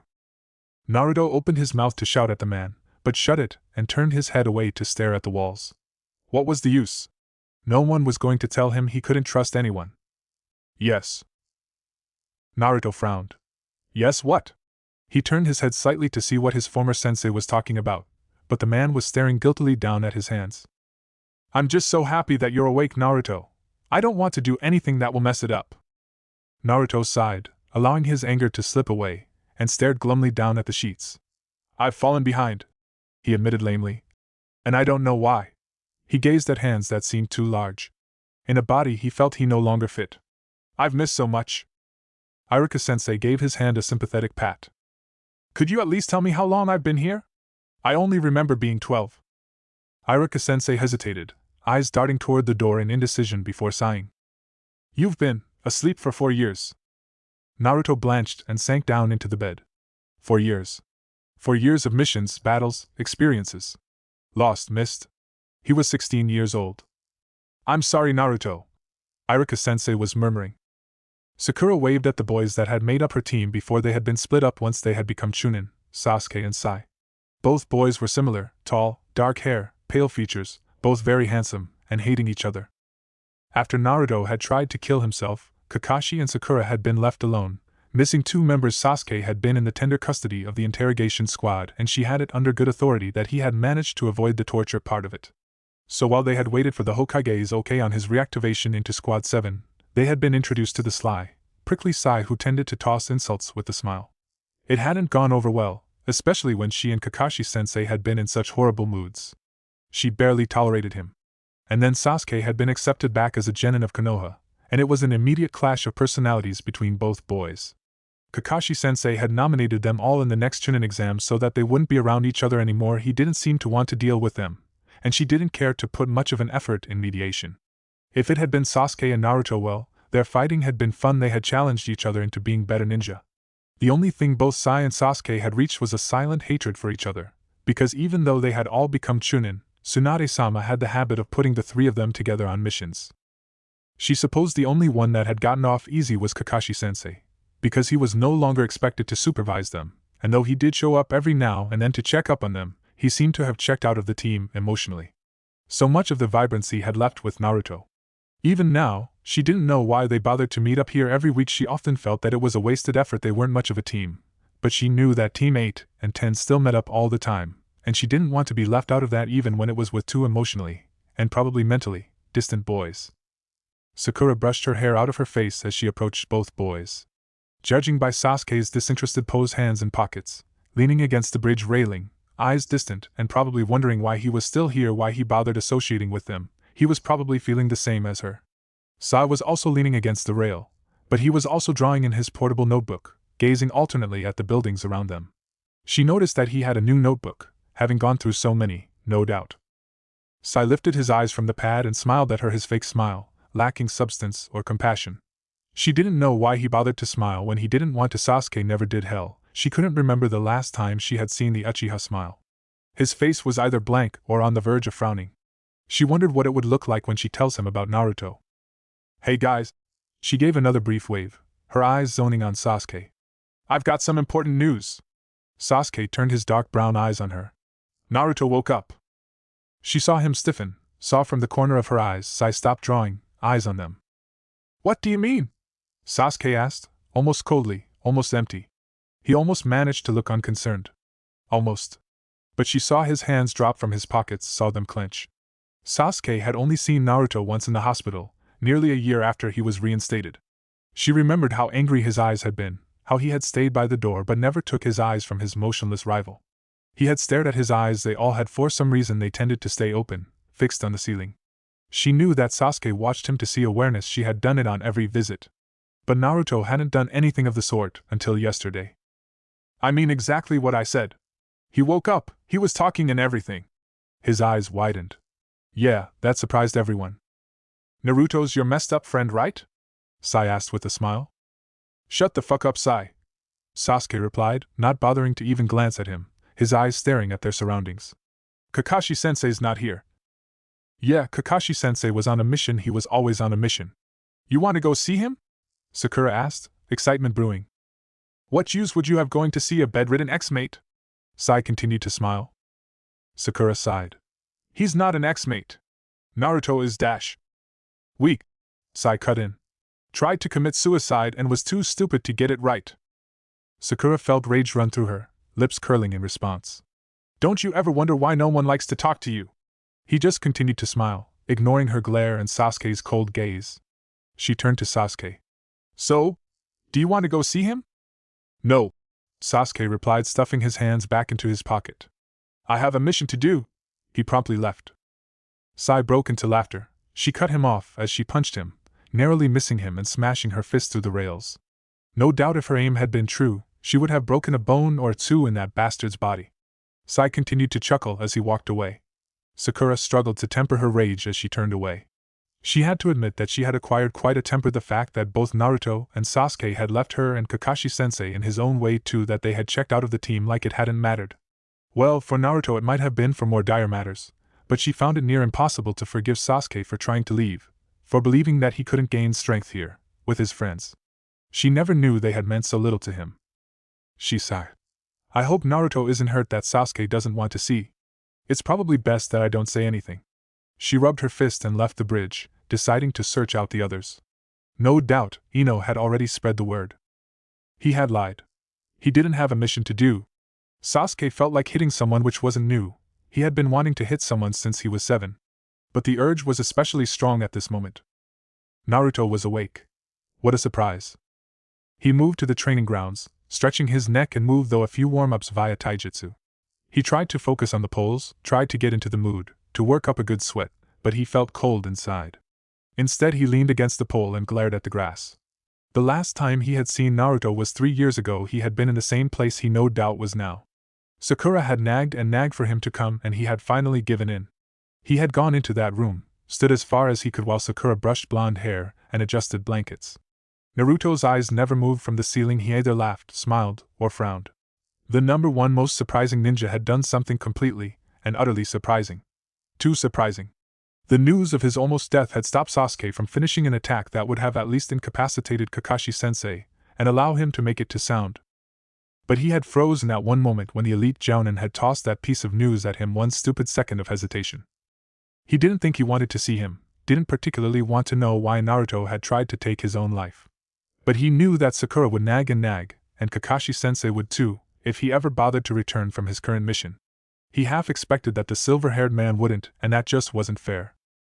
About 5 minutes after Iruka-sensei had left, having to return to duties but promising to return tomorrow, Kiba and Hinata entered. Naruto almost didn't recognize Inuzuka. He was much taller, of course, but his face was more narrow, jaw a bit more chiseled. The markings remained on his face, a reminder of someone else that also had similar markings on his face, Jiraiya. Kiba wore a Jounin's vest over a gray shirt and brown pants, and beside him, Hinata also wore a vest, a Chunin's, over a dark blue shirt and black pants. Her face was also older, her hair longer. She was very pretty actually. Coming in behind them was a large white dog, the size of a pony, and its bark almost made him flinch. "Hey Uzumaki!" Kiba greeted, lifting a hand, voice deep and not as he remembered it. Hinata blushed and ducked her head as a greeting. "Hey dog breath!" Naruto greeted in return, inwardly grimacing at his own cracked, not-so-deep voice. It still sounded like it belonged to someone else. "Is that Akamaru? He's so big!" "Damn straight he is!" Kiba replied with a proud laugh, but Naruto could sense the nervousness behind it. He looked at the Hyuga heiress. "Hey Hinata-chan!" He waved at her, and she smiled shyly, ducking her head again. The same as he remembered. "We heard that you were awake, and I just couldn't believe it. We thought you were never going to wake up." The last few words from Kiba almost seemed accusatory. "Yeah," Naruto muttered weakly, struggling to hold his smile. Akamaru moved to the side of the bed and licked his face with his large pink tongue. Naruto chuckled and patted the dog's large head. Damn, he was big. His smile faded as depression took over, hair falling into his face, missing the nervous glances Hyuga and Inuzuka sent toward each other, as he visibly wilted before their eyes. "Cheer up, man! You'll be out of here in no time," Kiba encouraged, but Naruto barely heard him. He wanted to stop thinking right now. And he wanted a haircut. Just then, Sakura returned, followed by Ino, Shikamaru, and Shuji. Everyone, no surprise, was taller, older, though managing to still look like themselves, still wearing the same hairstyles except for Sakura, of course, who had decided to grow her hair back again, and it was all the way down to the small of her back. "Didn't I tell you?" Ino beamed at Shikamaru. "He's awake." Shikamaru nodded, quiet eyes drifting to look at Kiba, who also gave him a look. Naruto's eyes narrowed. A feeling came back to him, quite suddenly, a very familiar feeling. He hadn't felt it in so long. It had been a feeling of the past, but it was here again. Someone knew something about him. There was this big secret that everyone knew, except for him, and they all intended to hide it from him. Resentment ran through him, a bitterness, like learning about Kyuubi all over again, and he was back to feeling glum and wishing they would all leave. "Look what I brought you!" Sakura chimed, revealing a steaming bowl of ramen. Naruto blinked at it, then looked up at her. Her grass-green eyes were bright with hope and goodwill, lips turned up in a gentle smile. Her face was earnest. He should be able to trust her. She was Sakura-chan, his teammate. "Thanks, Sakura-chan." He took the bowl from her and placed it on his lap. Breaking the sticks, he was unfortunately interrupted by the nurse, who took that moment to bustle in. "Uzumaki-san!" she exclaimed, rushing over and grabbing both bowl and chopsticks from his hands. "You cannot eat this stuff yet. Your stomach's not ready." She glared at the other occupants. "Please do not feed my patient until given permission." she chided, then turning back to him, said, Uzumaki-san, if you were hungry, you should have eaten this morning. Naruto scowled and ignored her while Sakura sent him an apologetic look. Where's Sasuke? Kiba asked suddenly, and Sakura's mouth turned down slightly at the corners. Shut up, Kiba! Ino snapped in exasperation, but Kiba wasn't deterred. No, really, has he been here yet? He sent an inquiring gaze toward Naruto, who shrugged and looked at Sakura, who sighed and shook her head. Whatever, Kiba replied in disgust, patting Akamaru's massive head. Naruto's eyes darted between the group, taking in Shikamaru's wary gaze, Chuji's nervous munching, Ino and Sakura's poorly veiled irritation, Hinata's nervous shifting, and Kiba's apparent anger. What's wrong with Sasuke? He asked. What isn't?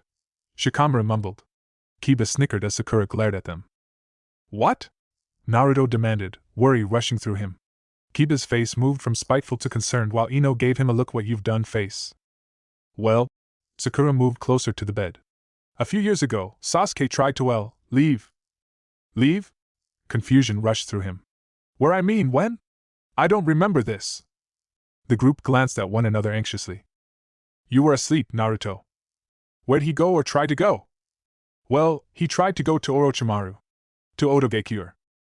Naruto paled, staring down at his sheets, feeling quite cold. Sasuke had tried to leave? To Orochimaru? An enemy of Konoha, who had killed the third. Why would he do something like that? If Naruto had been awake, he would have stopped him from even making such a decision. A headache was coming, a bad one. Where's Kakashi-sensei? He rasped. Where's Jiraiya? I want to see Jiraiya. Then the nurse was ushering them out, all looking disturbed and guilty, until it was just him and the nurse. She proceeded to help him to the bathroom so he could relieve himself, and while he was there, helped him wash up. He was, of course, mortified by this, but she assured him that she had seen it all, and all of him on multiple occasions, so it wasn't a big deal and he shouldn't worry about it. You're right. It was as he was waiting for her to finish changing the sheets that she spoke of what they had been talking about. Is Kakashi a silver-haired ninja, young, with one eye covered by his Hittite? Yeah. The nurse frowned as she tucked the sheets under the mattress. Yes, well, he did come to see you occasionally, maybe every 2 weeks or so. He was very disturbed by your state of being. I think he will be very happy to see you awake. She helped him back into bed. Now Irakumino-sen, he came every week. Her gray eyes softened as she spoke of him. He loves you very much. Naruto grimaced, and she gave him a gentle pat on his knees. And so does Haruno-chan. Did she tell you she's been pursuing a career as a medic nin because she wanted to find a way to wake you? She's been prenticing with the Godaime herself. She tucked him in then, and left him with his thoughts, all of them brooding, over Sasuke, over Kakashi-sensei, over the state of his team. What had happened? What had he done? The days passed, visitors came and went, Shino with his silent presence, Neji, with his pale pupilless eyes that gazed at him in silent speculation, to Konohamaru's vibrant attitude. He too was much older, and a genin now. But they all were the same, avoiding the truth, skirting around it, not willing to tell him what had happened, until he was at the point where he didn't want to see anyone, didn't care to make conversation. He did ask Tsunade, when she had the time to come, where Jiraiya had gone, and for once got a very straight answer that Konoha had been a very painful place for him to be, so he had taken to wandering again. But she had sent a message telling Jiraiya of his awakening. Kakashi-sensei had yet to return.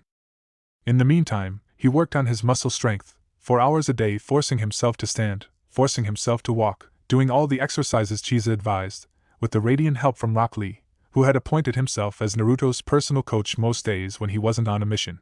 With his help, Naruto had started walking again, not very well, but Dr. Chisa was surprised at how quickly he had gained the strength to stand. Iruka-sensei and Sakura-chan came just about every day, bearing tales of the outside world, a mission or two that she had gone on that she thought he might find exciting to hear about. The others came when they could. When he was alone, he stared at the ceiling and tried to force his brain to remember what had happened, but only received headaches, nausea, or a sense of impending dread. But whatever had happened, he had to know, just had to. It started on a good day. He and Chisa had gone over his exemplary progress. He was walking on his own without assistance. He had gained 15 pounds in the week and a half that he had been awake. Brain scans were showing up normal. Chisa was even talking about his release in a few weeks. Things were looking up. It was after the nurse finished cutting his hair that Sakura-chan wandered in, a bowl of ramen in her hands. He was on solids again, and no longer had to avoid applesauce. Her eyes bright, and in came another behind her. For a split second, he thought it was Sasuke. for he was dark-haired and pale, except this person was smiling rather pleasantly, which Sasuke never did, and was dressed similar to Anbu he had seen. His eyes were so dark that he couldn't see his pupils, and they weren't smiling at all. Sakura glanced behind her, stiffening when she saw him. "Sai! What are you doing here?" She didn't bother hiding her irritation. "Why shouldn't I come?" he replied pleasantly. "I'm part of the team, aren't I?" Naruto brushed blonde strands from his shoulders and stood up from the chair. "Whose team?" he asked. This Sai wasn't part of the Rookie 9. Sakura hastily placed the bowl on the table and turned angry eyes on the ninja. "Part of Team 7, of course.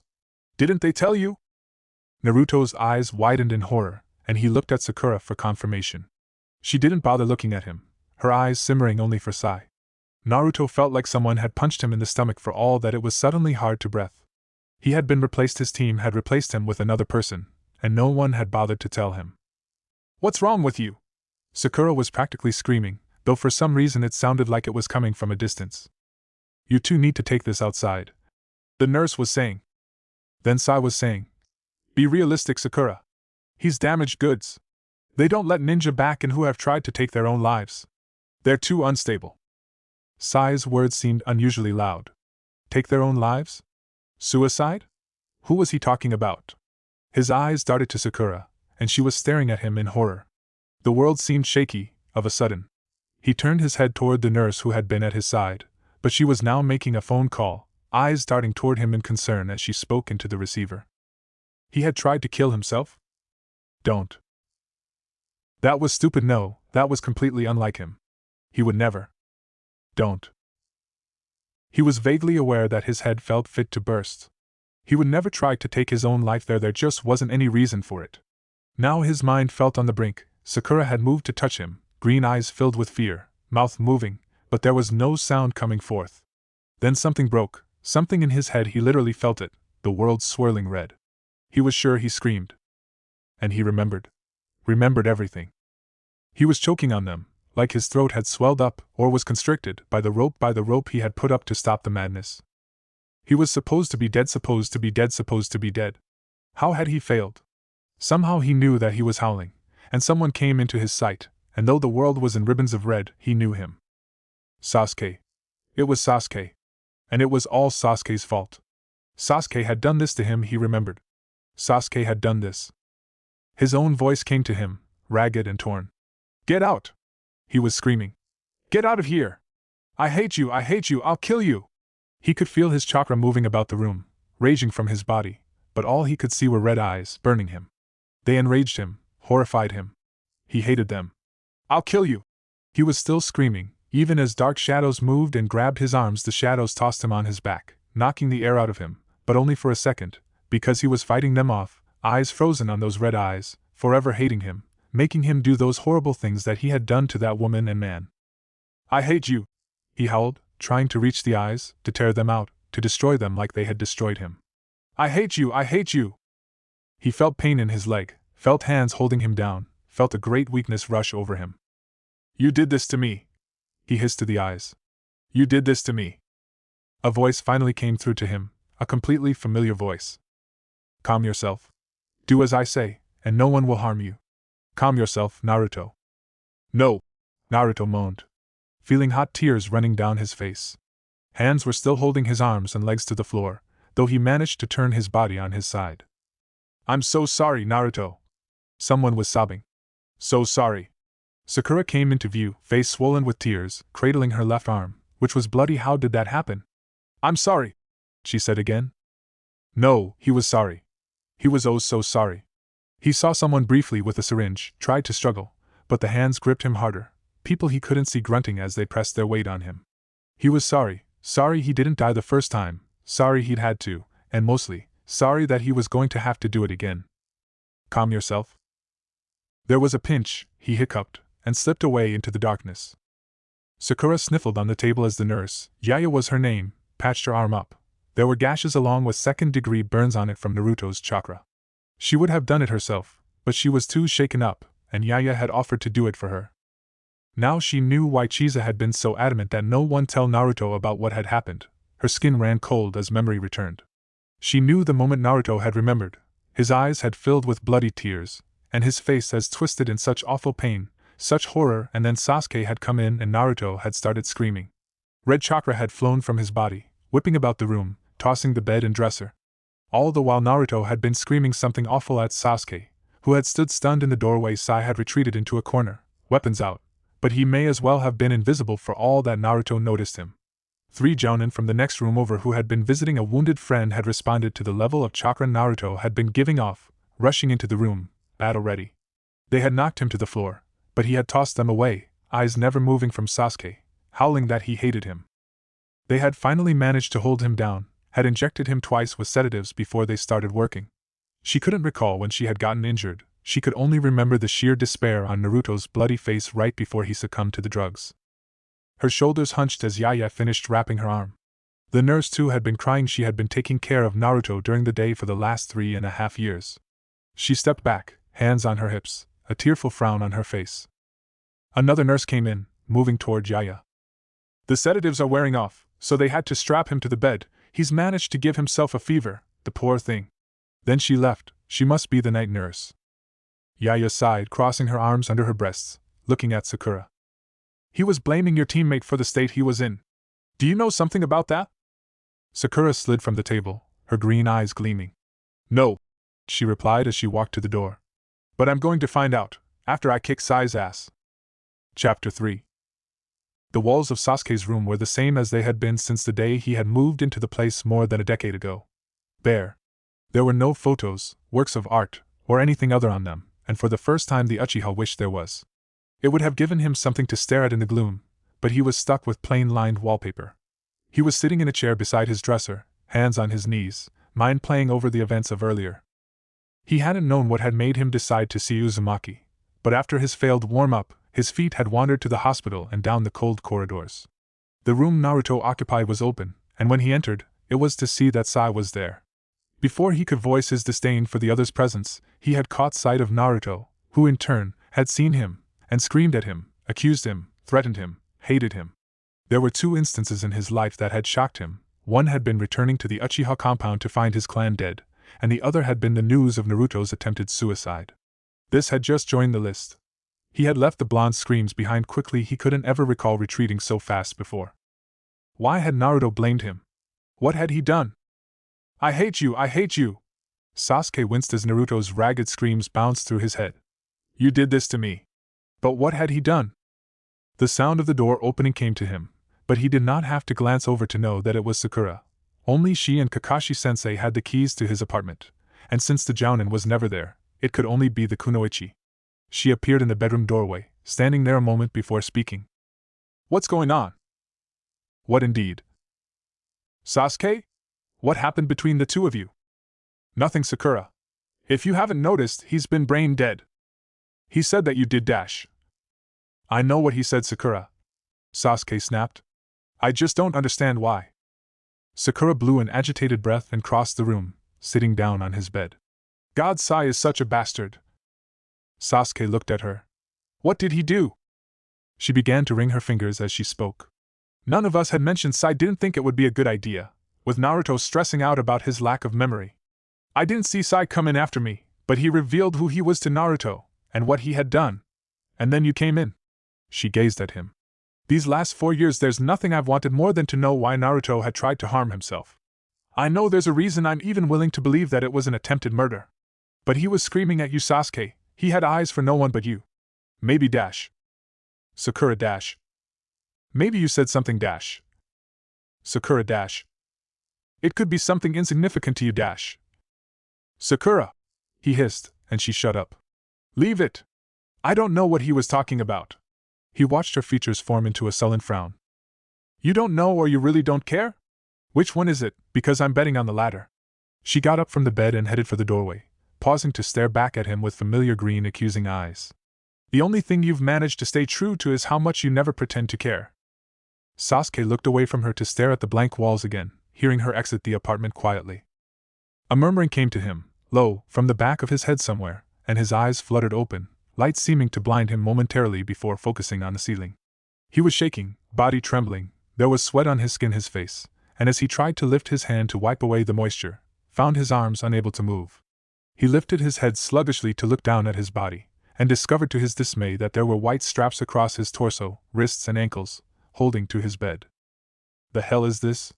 His mind cried, yanking at the straps, and the strange murmuring stopped, and an opaque voice took its place. They strapped you to the bed. You were flailing about. You! Naruto gasped, dread and horror returning to him along with memory. Get out of my head! You know I can't do that, the voice echoed in his right ear. He jerked his head in that direction, yanking harder at the straps around his wrists all the while. I'm supposed to be dead. Why am I still here? He could feel his skin chafing as he continued to struggle. He could remember the feeling of the rope crushing his trachea, the intense pain and fear that seemed to engulf him in that moment. Beside him, the EKG machine increased its beeps along with his heart rate. You were saved, the voice murmured. No. Naruto grit his teeth, anger raging through him. I have to stop this, I have to dash. Calm yourself, the voice cut in. We tried your way, but you failed. We'll do things my way now. I'll take care of you. Naruto stared incredulously around the room, vaguely noticing that it was different from the other one he had occupied. You've got to be kidding. You're nothing. You're just a dash. The door opened, and the nurse he knew entered quickly, face twisted in concern as she rushed to his side. Get me out of this. You need to calm down, Uzumaki-san, please. You're hurting yourself. Her hands flew to his wrists, and he saw that he had removed a decent amount of skin from trying to free them. Unstrap me. I swear I won't do anything. Just get me out of this. The nurse gave him a skeptical look, but reluctantly began to release the buckles around his torso and wrists. Okay, but let me treat your wrists. Those could get infected. The door opened again, and Tsunade entered. Naruto averted his eyes, more anger rushing through him as the nurse finished smearing antiseptic on his wrists and wrapped them. While Tsunade had sat there, telling him nothing, she had made sure to leave out that he was no longer part of Team 7. They all had his mouth turned down at the realization. All his so-called friends had kept the most important thing from him, his team. Was this punishment for not dying? Or was it because of what he had done to those two people?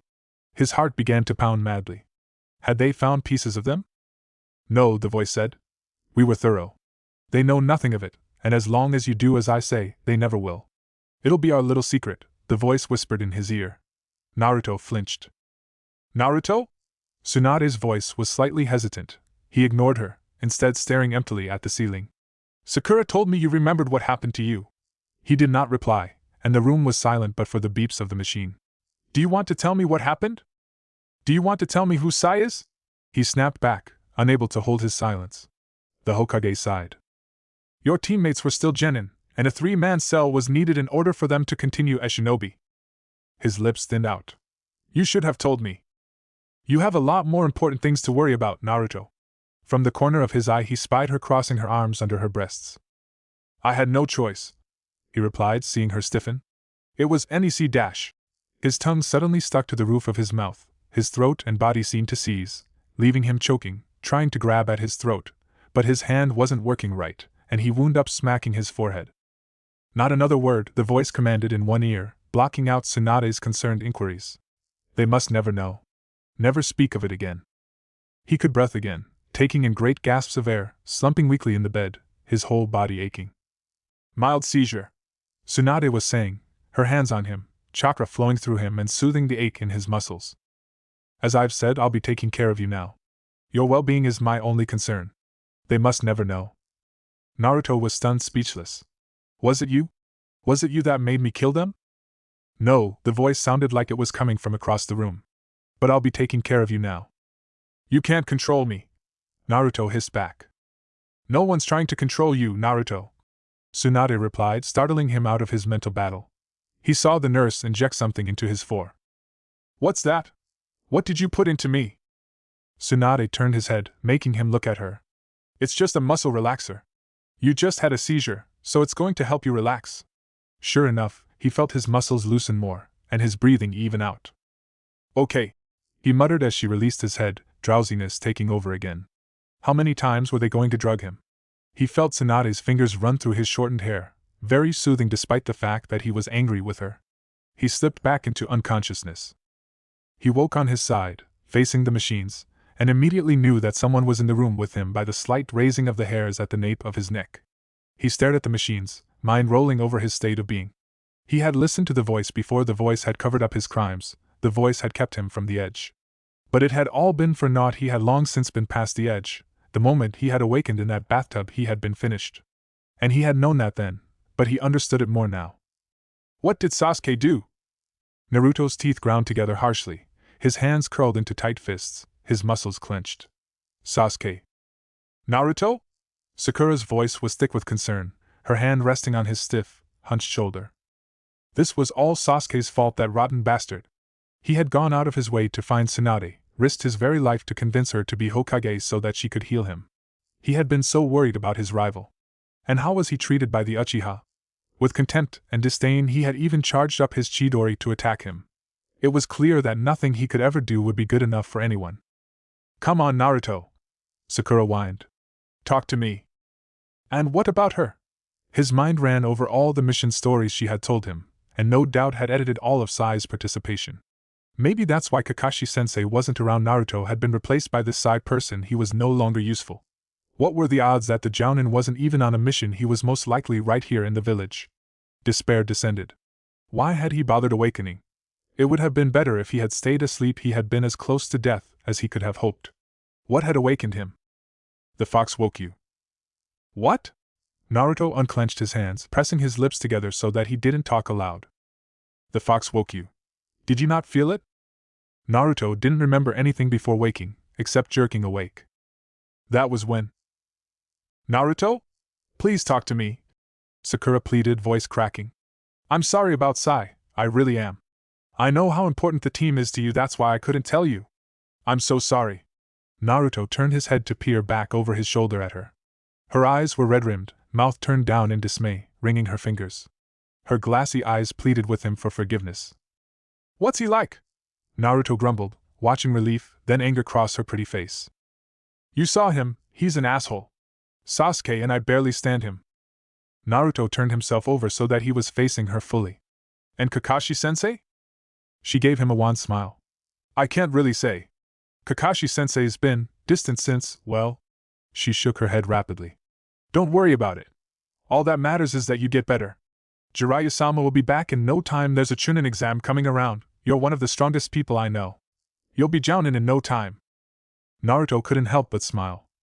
How about I get you some ramen? She offered, and he grinned. All right. I'll be right back. She jumped up from the chair and exited the room.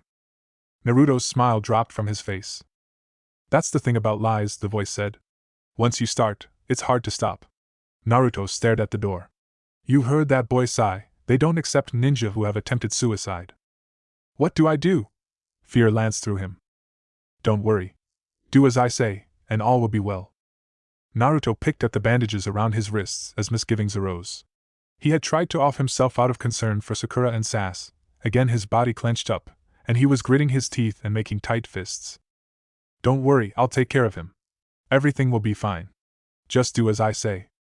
The voice kept him company over the next few days, along with his so-called friends. He felt bad over his resentment for them, but he couldn't seem to stop it.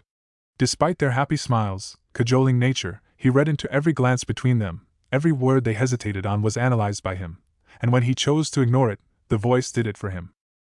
They wonder about you, the voice would say. They can't be trusted. The voice was making him paranoid, not that he needed any help in that department. He half expected Tsunade to mention the 2 people he had killed. What were the odds that they knew? Maybe they were simply waiting for him to get better to spring it on him. Did they execute ninja who went crazy? Or was there a special, dark place for them? Perhaps, the voice commented. But surely for you there is a special place. I'm sure the village counselors had it built the day the fox was put in you. Naruto shuddered. You're not like them, Naruto. You're lesser, in their opinion. You'll always be lesser. Shut up. Naruto thought angrily. He hated the voice, hated how it was always there, hated the way it spoke, so rational, as if it had it all figured out. He hated most that he knew it didn't exist, that it was his own broken, weak mind that was plaguing him. He walked, exercised, and he ate food that ceased to have much taste, never alone. The nurse Yaya was there during the day, or Irika-sensei, or Sakura, and of course, for the hours they were not, the voice was always there. His thoughts were never his own, and an undefinable weight settled over his mind. It must have shown, somewhere on his face, or by the set of his shoulders, or maybe by his silence. They stopped trying to cheer him up, started to ask questions again. They were back to wanting to know why he had tried to kill himself. Twice he had tried to say, but the voice would stop him. His tongue would become a dead muscle, his throat and body would seize. They now medicated him for epilepsy, though he had no such thing. On one evening, he had decided to write out the reason to Irika-sensei, but when he had pressed the pen to the paper, discovered that he could no longer write. He couldn't spell, couldn't think up any characters, wasn't even sure what they were. And as he sat there, staring at the paper, knowing that not 10 seconds ago he could very well write, understood that he was trapped. Trapped by his own wayward mind. The revelation had sent him to tears, which had greatly distressed his former sensei, who hadn't known what he wanted the paper for. The instructor had hugged him, rubbed his shoulders, whispered empty reassurances in his ears, but he did not hear them. He could only hear the voice, telling him to be calm and not to worry. But he was beyond those now. He was terrified. So he stopped trying to tell them when they asked, and they realized he would not say. It left Tsunade and the medics in a tight place. It was against protocol to allow a patient to leave without addressing the cause of their admittance. Naruto had tried to kill himself, and if it wasn't addressed and dealt with, he was in danger of doing it again. Which was why he was still a resident of the hospital and not at his apartment, when he was healthy enough to simply walk out of there. Tsunade had explained all of this to him, no doubt expecting him to come clean, but he was now past the point of caring. Pacing his room, passing the hours arguing with himself had made him realize that he still had a choice. If they sent him to a mental institution, then he would be in a generally safe place, away from people he cared about that he could very well hurt. If he was lucky, the staff there would be nice people, this being important because he vaguely remembered that the woman he had killed had been rude to him. He remembered that suddenly. How stupid, that a wrong word, a wrong look could have set him off like that. He had been living a life of wrong for so long, and yet it all came crashing down because of Sasu. Naruto grabbed the wooden chair by his bed and tossed it viciously against the wall, watching the wood split, legs tumbling in different directions. He grabbed the back part of the chair and repeatedly smashed it against the linoleum, imagining that it was Sasuke's head, imagining the sound of it splitting, his blood pouring over the floor. "Are you feeling better?" Chisa asked, taking a step forward, along with Yaya. The others stayed warily back. Naruto shrugged weakly, feeling a dull throb in his hands, and glancing down, saw that they were swollen. "Why don't you sit down?" The man gestured at the bed. Naruto moved over to the bed, feeling weak, and as he sat down felt uneasiness run over him. He couldn't believe how tired he felt, doing something as simple as breaking a chair. He was out of shape, his ninja skills had probably faded. His heart was pounding again. But he still had his chakra, right? He reached for it, and it was there, ready and waiting, but he only felt a minutiae of peace. He hated feeling this weak. He had to get back to training, back to getting stronger. "No mental institution then, Naruto?" the voice asked, coming from a distance. Yaya took his hands in hers, examining the damage before beginning to treat them. "No, I can't do that. I just have to be stronger. But how do I get out of here?" "Leave that to me, and be patient. Our freedom will be soon," the voice sounded very confident. And Naruto silently hoped that he would be free of the voice soon as well, but whether that thought was even private was up for grabs, because the voice did not comment on it either way. That night, Naruto dreamed. He dreamed that he was walking down an empty street in the dark of night, body tired, feet aching, but he was crying. He felt like his soul was crying, his very essence, and he had been walking for hours. A brown-haired woman came rushing down the street, in a hurry, adjusting her blouse, brushing back disheveled hair, looking satisfied. She hadn't seen him, he knew, and she was startled when she realized he was there. Her smile turned into a frown, seeing his distressed face. There was even a second that she was about to reach for him in concern, but then she got a real look at his face. Her pretty face turned into a look of disgust. "Ugh!" she spat, and the words seemed to have an echo. "It's you. Up to no good at this hour, aren't you?" If any good came of it, her words stopped his shameful crying, replaced it with complete rage. She stepped away from him, not having been close at all, seeing his rage, and before she could scream, he leaped forward and grabbed her by the throat, dragged her into the closest alley. "Stupid bitch!" he hissed, knowing that his voice did not sound like his own while she gurgled, kicked and scratched at his arms, eyes bulging. "You want to talk about being up to no good?" He shook her viciously with that arm, then reached into her gaping mouth, grasping her tongue and tearing it from her mouth, feeling the tough muscle tear. If she could scream, she would have, but he had her by the throat, and she could only make gurgles as blood poured from her mouth and onto his hand. "I'll eat your words." He smiled at her and stuffed the bloody muscle into his mouth as she watched, horrified. He chewed the organ briefly, then swallowed, baring his teeth in a bloody grin as her eyes rolled up into her head. Still holding her in one fist, he jumped atop a roof, surveyed his surroundings in a detached manner, then headed for the apartment where he could finish her off. Naruto woke with vomit rising in his throat, and he rushed to the bathroom to spew into the toilet, horror rolling over him. This was bad, so very bad. Uzumaki-san? The night nurse came in behind him. Are you sick? She came to his side as he flushed the toilet and began to wash his face and mouth. Ah! She touched his arm. You are pale. Let me take your temperature. She exited the bathroom as he finished brushing his teeth, and was ready with a thermometer when he went back into the room. He sat on the bed, staring glassily at the wall while she stuck it under his tongue, feeling his forehead, peering into his eyes. If I didn't know better, I'd say you were in shock, she muttered to herself. I am. His voice came out of his mouth, unbidden. He tried to shut it, but it continued to speak. I thoth remembered Tom thing. The nurse took the thermometer from his mouth, face serious and intense. I remember someone putting the rope around my neck. I remember being very scared. He was stunned by these words, couldn't believe that his mouth was moving of its own accord. The nurse looked excited. All right. Why don't you get some rest and I'll let the Dr. Chiza know, and he'll talk to the Hokage. She hesitated for a second. Do you remember any faces? His head was shaking. Okay. Don't try too hard, it's sometimes best for these things to come out on their own, like tonight. He lay back down as she rushed off. You can't control me, he raged to the voice. This is my head. My body. I just did, the voice came thinly. Be at ease, I just provided your way out of here. Now they will think someone tried to kill you. Some of his anger eased. But Tsunade will be more than happy to believe that it was an attempted foul play. She put too much hope into you to not want something to believe. You should have just told me what to say, he replied glumly. Be calm. Did I not say that I would take care of everything? Only do as I say. But he was up for the rest of the night, mind running over what he had done to Taguchi Mikoto. He couldn't believe he had done that to a person. He had been a complete monster. Only a monster would have eaten something like that. His stomach seized at the thought, and his hand flew to cover his mouth as he stared at the ceiling in silent horror.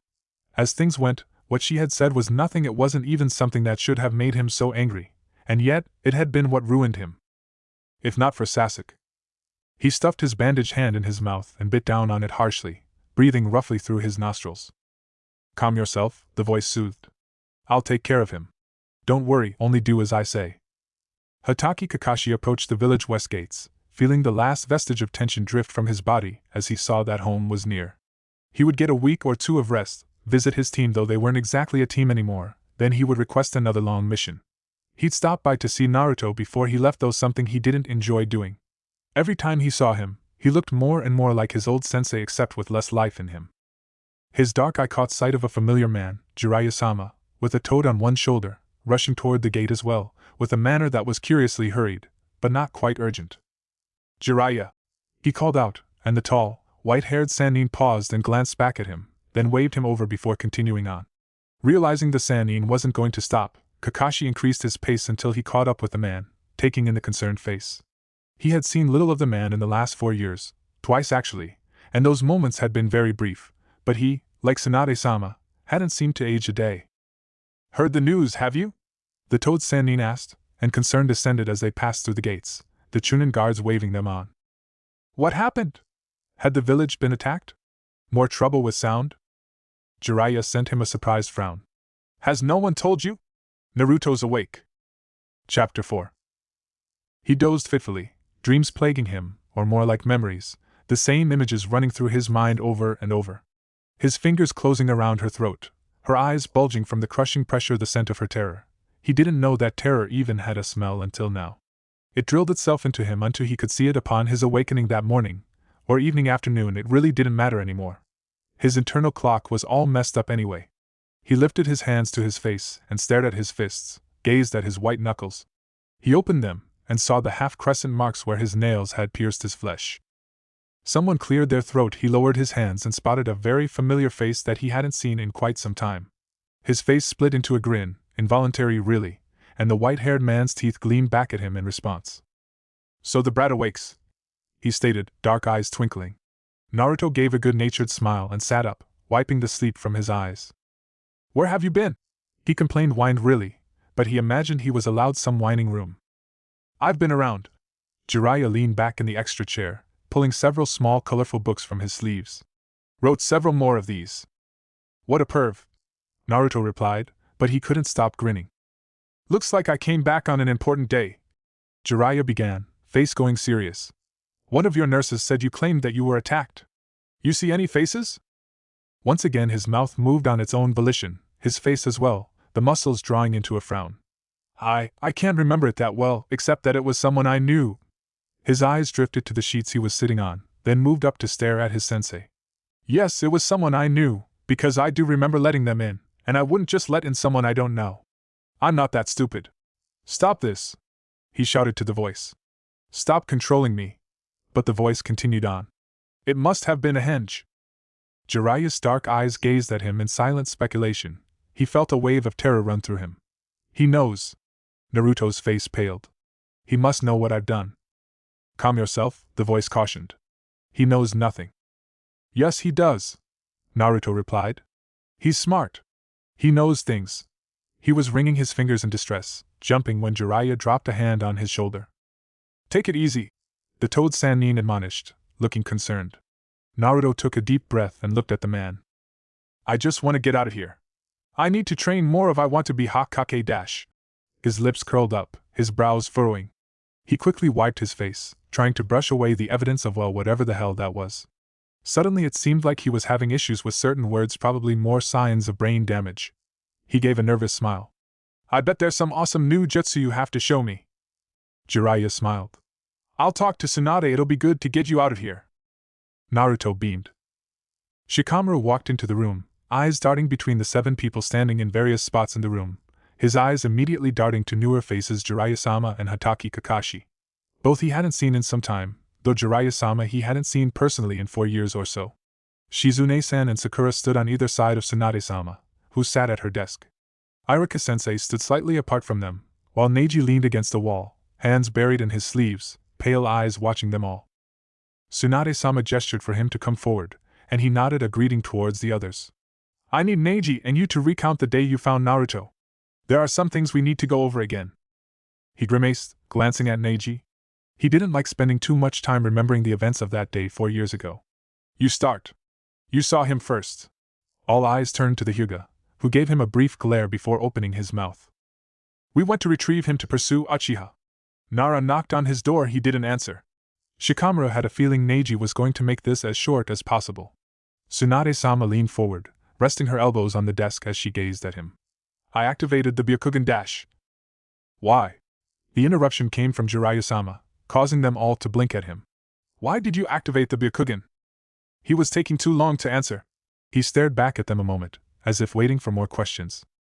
Go on, Tsunade-sama coaxed. What did you see? I saw Uzumaki hanging from the ceiling. Neji shifted against the wall uncomfortably, glancing over at him. Nara kicked open the door and I rushed in to free him. What was the condition of his home? Kakashi asked. Shikamaru spoke up. Nothing was out of order, a couple of scrolls here and there, but there was clearly no sign of a struggle. He remembered like it had happened yesterday. You may want to ask Kiba and Chuji, they may have seen something I missed. The Hokage leaned back the chair with a sigh, rubbing her temples, and for a brief second, he saw a few wrinkles appear around her lips and eyes, but when he squinted there was nothing but youthful flesh under her fingers. Naruto claims that he was attacked, she said, causing Hyuga to dart eyes his way. Attacked? Neji repeated carefully, as if tasting the word would reveal the truth of it, staring at her. Did he say who? No, Jiraiya-sama replied in her stead. Sakura bit her lip, having been very quiet the whole while, so when she opened her mouth, he wasn't in the least surprised. Well, it's completely possible. She looked at the Toad Sannin. He said that it was someone he thought he knew. It was obviously Sasuke. When Naruto saw him in the hospital, he claimed that Sasuke had done it to him. Shikamaru frowned in thought. This incident had been relayed to him by word of mouth. Sakura had told Ino had told Shuji, who later managed to tell him around a rack of ribs, so he was sure it was no longer as factual as it had been leaving Sakura's mouth. It's a possibility, he agreed. But if Naruto blames Sasuke, why doesn't he seem to remember who attacked him? Curious indeed. Tsunade-sama looked at Sakura.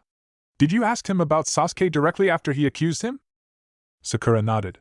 He didn't seem to want to talk about it, he was more interested in Sai. She looked over at her sensei. Have you gone to see him yet, Kakashi-sensei? The silver-haired ninja nodded. He was asleep though, and I still had a mission to report. Sakura looked relieved. So a ninja under a henge supposing under the guise of Sasuke attacked Naruto in his home and hung him. But there was no sign of a struggle dash. And he had lacerations on his arms and belly, Neji added. Which looked self-inflicted. Shikamaru continued. They were all silent a moment, then Tsunade-sama spoke. We found a bloody kunai in his bathroom to go with those wounds. They all lapsed into silence again.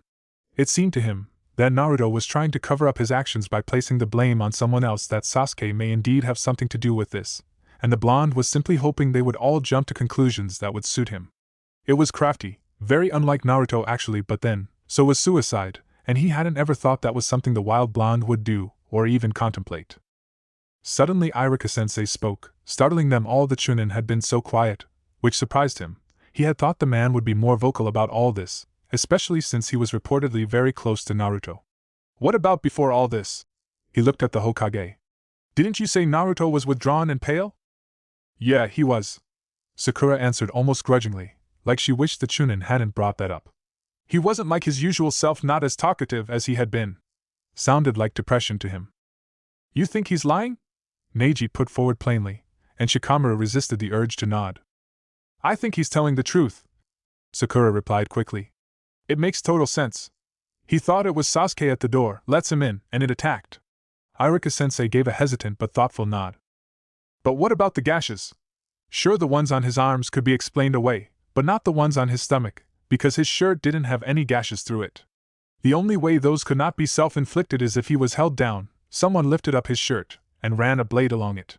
Neji argued, and Sakura sent him a sullen look. And of course, even if that had happened, Naruto would have at least put up a fight, and no doubt would have trashed his place in order to fight back or escape. I think he's lying. Sakura bit her lip harshly as if to hold back unpleasant things, and Shikamaru suddenly felt real sorry for her.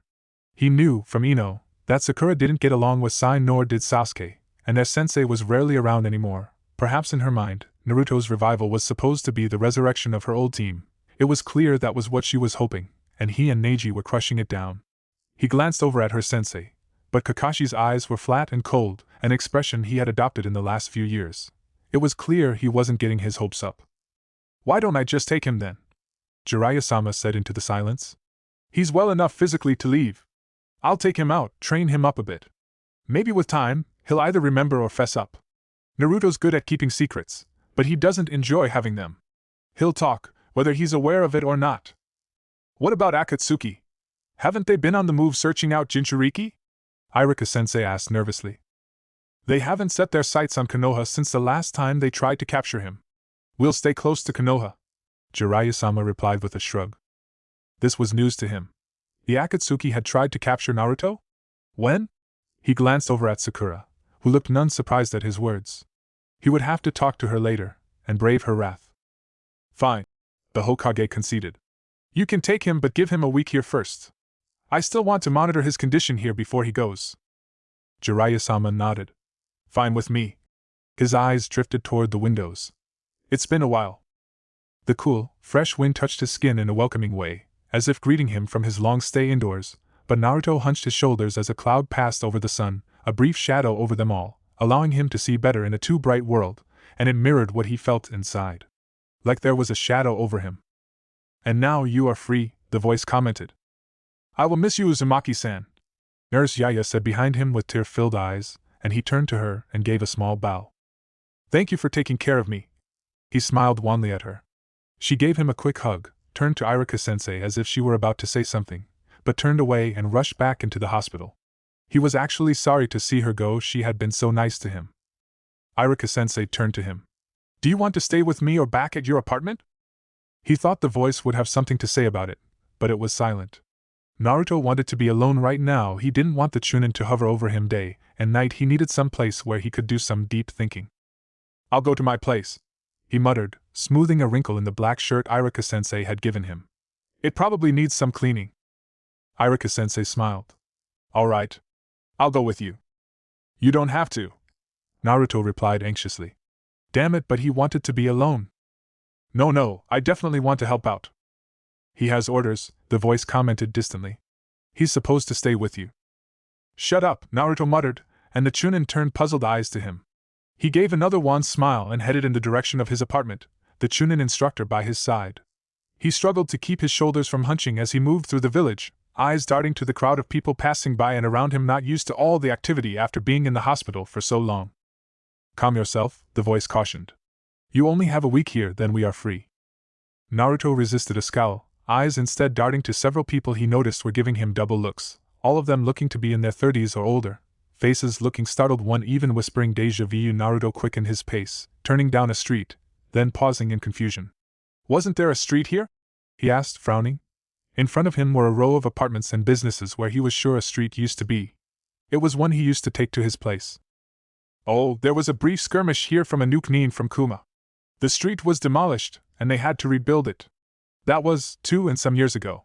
He struggled to keep his face blank, aware that Iruka-sensei was studying his expression. Here, let me show you another way. He almost snapped that he knew plenty of ways to get home, secret ways in fact, but stopped himself, instead following the instructor down more familiar streets until they approached his complex. It was a different color. When did dash? He cut himself off and simply followed the man up to his door to see that it was open. Iruka-sensei stopped him, pulling out a kunai as he stepped cautiously into the apartment. Naruto patted his pockets, wishing Iruka-sensei had stashed a kunai in there somewhere when he had provided the pants. He stepped closer to the door, heard brief murmuring, then Iruka-sensei returned, closely followed by Sakura. Great, Naruto sighed and entered, the others at his heels. Thankfully, it was exactly as he remembered, only cleaner. I did some dusting and stuff, Sakura commented as he checked his bedroom, eyes zeroing on his made bed.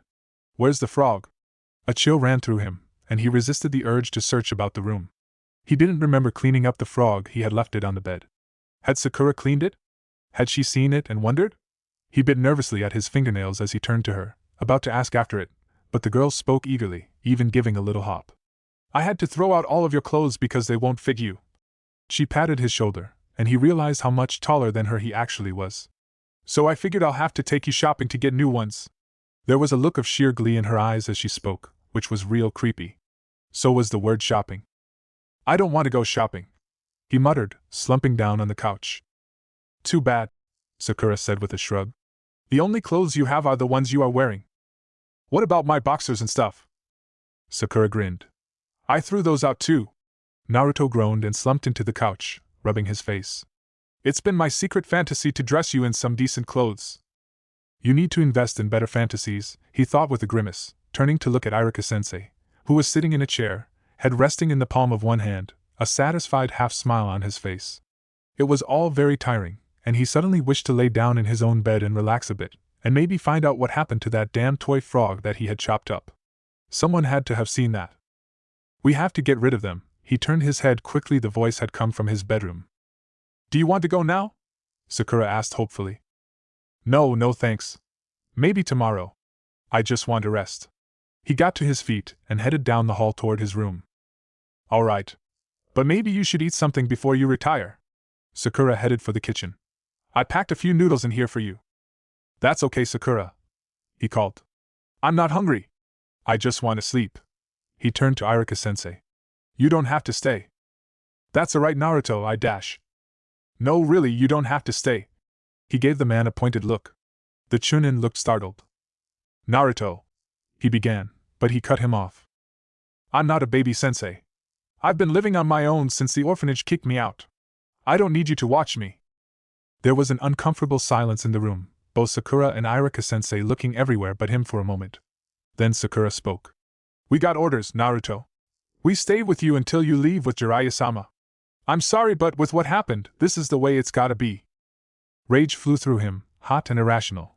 He was moving toward her, but then Iruka-sensei was in his way, looking at him like he had never seen him before. Get out, he hissed menacingly in the Chunin's face. Naruto, calm dash.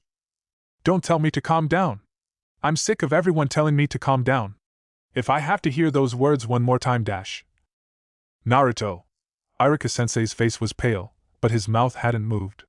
The voice did not belong to him. Naruto spun to the door, ready to release his fury upon the newcomer, but it deserted him when his eyes connected with Kakashi's. The Jounin was standing in the doorway, taking in the scene with disapproval, staring at him. Naruto paled, quickly backing away from his former sensei, eyes riveted on the silver-haired man. Why was he here? Shouldn't he be off doing important missions or worse, spending time with that Psy person and SAS? Calm your. Shut up, shut up, shut up. He pounded his fist against his skull and headed for his room, quickly shutting and locking it behind him. If you don't want me taking over Naruto, the voice whispered distantly, then you need to better control your emotions or I will take over. Naruto? Sakura banged on the door. Naruto, open up. He took a deep breath, stepping away from the door, rubbing the cold sweat away from his face, eyes darting around the room, half expecting the frog to be on the bed staring at him. His eyes fell on the framed pictures on his dresser, one with him and Irika-sensei sitting over a bowl of ramen, another with him giving a thumbs up, Jiraiya-sensei grinning behind him. He moved to the dresser, picking up the third. It was a picture of Team 7 all looking so young, so innocent. He had been so happy, he'd had friends, a sensei he respected, he'd had a future. His eyes drifted to a younger Sasuke, and he was gripping the picture so tight the thin glass cracked. You've gotten much taller. Naruto jumped, dropping the photo, spinning to see Kakashi standing behind him. He had heard no one enter. The Jounin picked up the picture and placed it back on the dresser. Naruto averted his eyes and moved away from the man, but was stopped when Kakashi gripped his upper arm. He stared at the man's shoulder, unwilling to look him in the eyes. Are you all right, Naruto? Yeah. Fine. He looked at the hand gripping his arm pointedly, but the Jounin still did not release him. It was to my great surprise to hear that you had awakened. I just got back 2 days ago. A jolt of surprise ran through him. Kakashi-sensei had been gone this whole time? He had assumed the man didn't want to bother with him. What happened just now? Don't you have to get back to your team? Naruto snapped, yanking his arm from his grip and turning toward his bed, spotting Irika-sensei in the doorway, face drawn in concern. His face reddened, and shame rushed through him. What the hell was his problem, shouting at the man like that? Irika-sensei didn't deserve any of this. Sorry, Irika-sensei. He apologized. I didn't mean to get so angry, I just want to be left alone right now. He pulled back the sheets and sat down on the bed. Kakashi moved to the door and exited as silently as he had arrived, patting the Chunin's shoulder as he passed. Naruto lay back on the bed, rubbing his eyes and staring at the ceiling.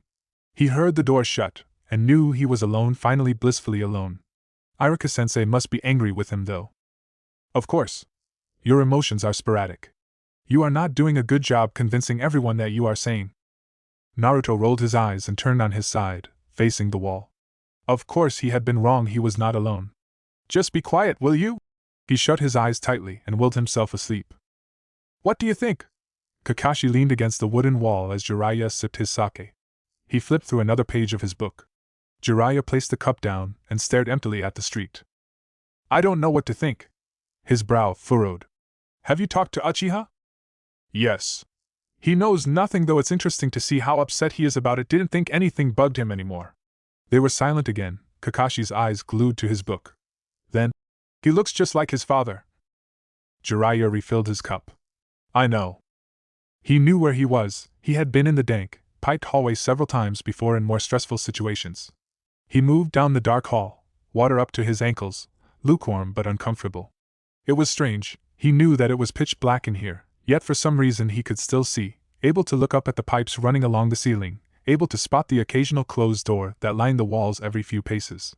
He knew where he was going, and he sloshed through the heated watery darkness until he entered the clearing, and he could see the large gates that kept utter carnage from taking over Konoha. He approached the gates, peering into a new type of darkness, one that was almost tangle, that one would have to part to walk through, wondering where the fox was in all that. But it remained silent except for the sound of water dripping from pipes he could no longer see, and the sound of water going along a current somewhere. Okay. It appeared he would have to be the one to start this. Why did you wake me?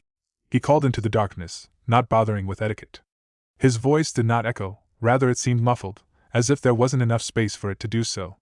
There was a moment of palpable silence, then a giant red eye appeared, half open, peering in mild interest at him.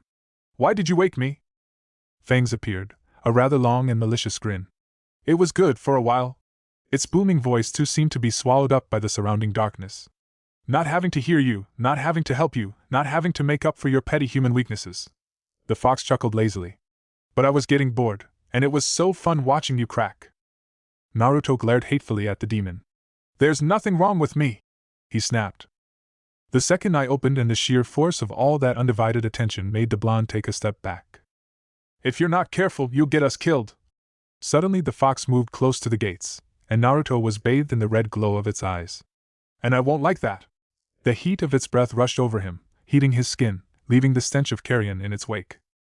"No need to fret," the voice drifted down from the corridor. "I'll take care of us." The fox's eyes drifted to the corridor, then back at him, the grin widening.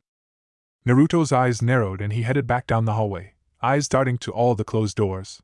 There, in the shadows, a door was open, and a person was leaning in the black doorway. As he approached, it became clear that it was him, or a clone.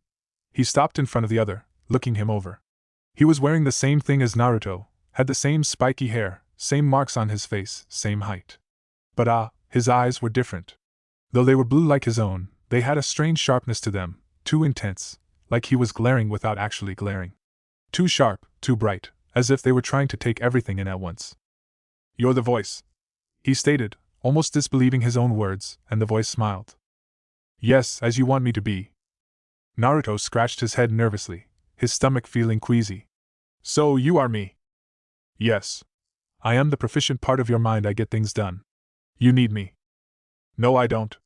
I don't need you. I want you to leave." He was starting to sweat. The voice's face did not change at all, those eyes continued to bore into him with the same intensity as before he had spoken. "It doesn't work like that, Naruto. I am here now, and I will take care of you." A grumble of amusement drifted from the Kyuubi's direction, and Naruto's face burned hot under the gaze of the voice. "There is no need for you to worry. Only do as I say, and all will be well. You'll be back on the road you desire." "I don't trust you," Naruto hissed. The voice smiled cryptically then. "You mean you do not trust yourself?" Naruto jolted awake, blinking rapidly at the ceiling, the echoes of the fox's laughter ringing somewhere in the back of his head. He sat up, dropping his legs off the side of his bed, and dropped his head in his hands. This was hell. He waited for the voice to comment on his thoughts, but it was silent. He lifted his head, wondering if he was alone in the apartment. He stood up and tiptoed to the bedroom door, pressing his ear to the wood. He couldn't hear anything. He opened the door, peeking out and spying Iruka-sensei sitting on his couch. He sighed and exited. Iruka-sensei lifted his head from some scrolls and gave him a hesitant smile. "Morning, Naruto. I brought you some of my clothes for today." He lifted a pair of dark gray pants and a long-sleeved black shirt, not much different from what he was wearing now. "You can wear it while you're out with Sakura." Naruto grimaced. He didn't want to be out with Sakura. He took the clothing from the man and stepped into the bathroom, shutting the door behind him, but freezing in place. There was blood splattered about the linoleum. "Oh shit," he breathed, blinking rapidly, dropping the clothes onto the floor, then stooping quickly to rescue them from the mess. He had cleaned this up. He remembered cleaning everything up. Naruto. It was fresh. How could it be Fr? Naruto. The voice rang throughout the bathroom, making him jump, wiping his sweating face with shaking hands. "There's nothing on the floor." It was true, his blue eyes widened in disbelief. There was no blood on the walls and floor. It was clean, perfectly clean. But I saw blood," he gasped. "There was blood in here, he saw it." "There was no blood here, it was only your expectations, a trick of the mind."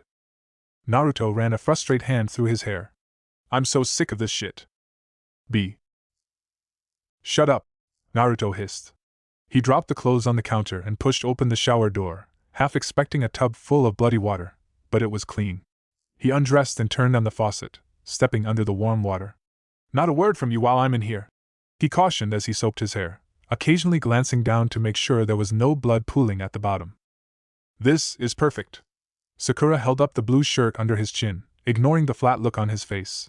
"It matches your eyes." "I don't want it to match my eyes, Sakura," he groused. Once he had gotten out of the shower, he was greeted by an over-eager Kunoichi determined to revamp his wardrobe. She didn't seem to care that most guys didn't care about clothing matching their eyes. She was too bent on fulfilling a female fantasy he had previously been unaware of. She had all kinds of interesting new things to say about his orange jacket and pants, and through her diatribe Naruto was left to wonder if this pink-haired girl even liked him.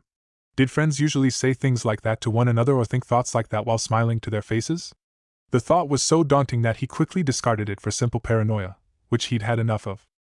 So he took the clothes the Kunoichi tossed his way: blues, greens, grays, more blues. He didn't know there were so many different shades of blue navy, indigo, cornflower, cerulean, azure, cobalt, steel, teal, sapphire, midnight dark, light, and baby blue.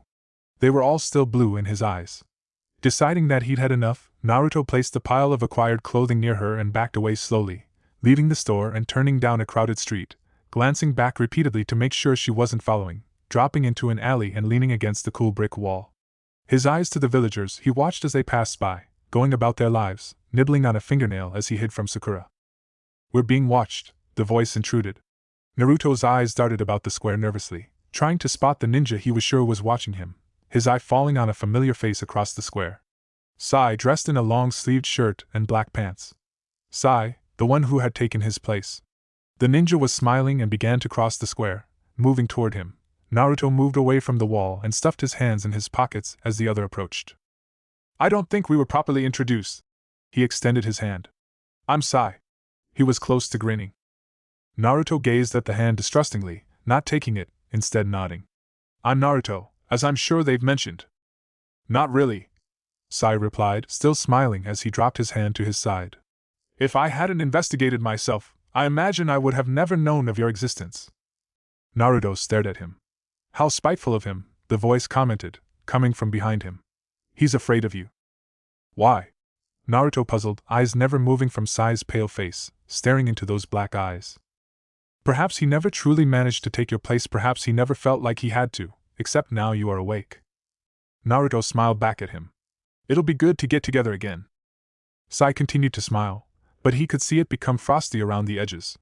"You're not a part of Team 7 anymore, Uzumaki. They've moved on without you, became Jounin. What use do they have for a suicidal genin from their past?" Naruto's smile had long since wilted and he was now glaring at him. "I can see why she doesn't like you," he snapped, relishing the moment when Sai's smile faded away. "You were just warming my spot. You'll be back in that hospital in no time," Sai replied softly, his smile returning as he turned and left the alley. "Yeah, and I'll take you with me," he muttered, watching him go before he made the seals for a Kage Bunshin and sent it after him. "Why did you do that?" the voice inquired in his left ear, and he smacked it in agitation. "I want to know where that bastard lives," he replied. The voice said nothing. He kicked some dirt with his shoe, then headed for the training grounds, hands still stuffed in his pockets. "Here's to hoping the grounds are where I last remember," he thought bitterly. His muscles were too loose, too weak, and he wanted to be in better shape when Jiraiya-sensei came around to pick him up. He'd known somehow that when the Toad Sannin showed up, that things would get better, that Jiraiya would get him out of there. "Jirai. It was I that got you out of there." Naruto paused, staring at the cobbled ground. "Jiraiya-sensei got me out. He talked to Bashan, and because of it, I was let go." The voice said nothing, but a great feeling of unease settled over him, and that weight returned, causing him to hunch his shoulders. He continued on quickly. To his relief, the training area was still there, though it looked slightly different, which was reasonable. Many spars had no doubt taken place here. He stretched his muscles, touching his toes, flexing his shoulders, twisted his torso, took several deep breaths. "Naruto-kun!" He turned to the excited voice, seeing Rock Lee charging at him like he was being pursued. The taijutsu specialist stopped abruptly in front of him, face split into a wide grin, eyes twinkling. "Are you training?" "Yeah," Naruto replied with a smile. "Yosh!" Lee tossed a fist in the air triumphantly. "Come with me, I'm planning to run 10 laps around Konoha or I'll have to do 1,000 push-ups with only my thumbs." There was an unnatural gleam in his dark eyes. Naruto doubted he could do even 5 laps, but the idea of some basic cardio was appealing. He nodded and began to follow the green beast at a quick pace. "What a coincidence that he found you," the voice whispered opaquely. "Shut up," Naruto muttered in exasperation, feeling his weak muscles begin to burn. He lengthened his stride and took deeper breaths, eyes focusing on Lee's back, who was charging ahead of him, shouting back encouragements every 30 seconds or so. Lee was probably the least deceitful person he would ever know. It angered him that the voice would even bother to insinuate that the guy was up to something. And suddenly he knew where Sai lived, about 2 miles from the training grounds, on the 2nd floor of an apartment complex a street away from the fish market. Apartment D2. "Good," the voice murmured, and for once he agreed.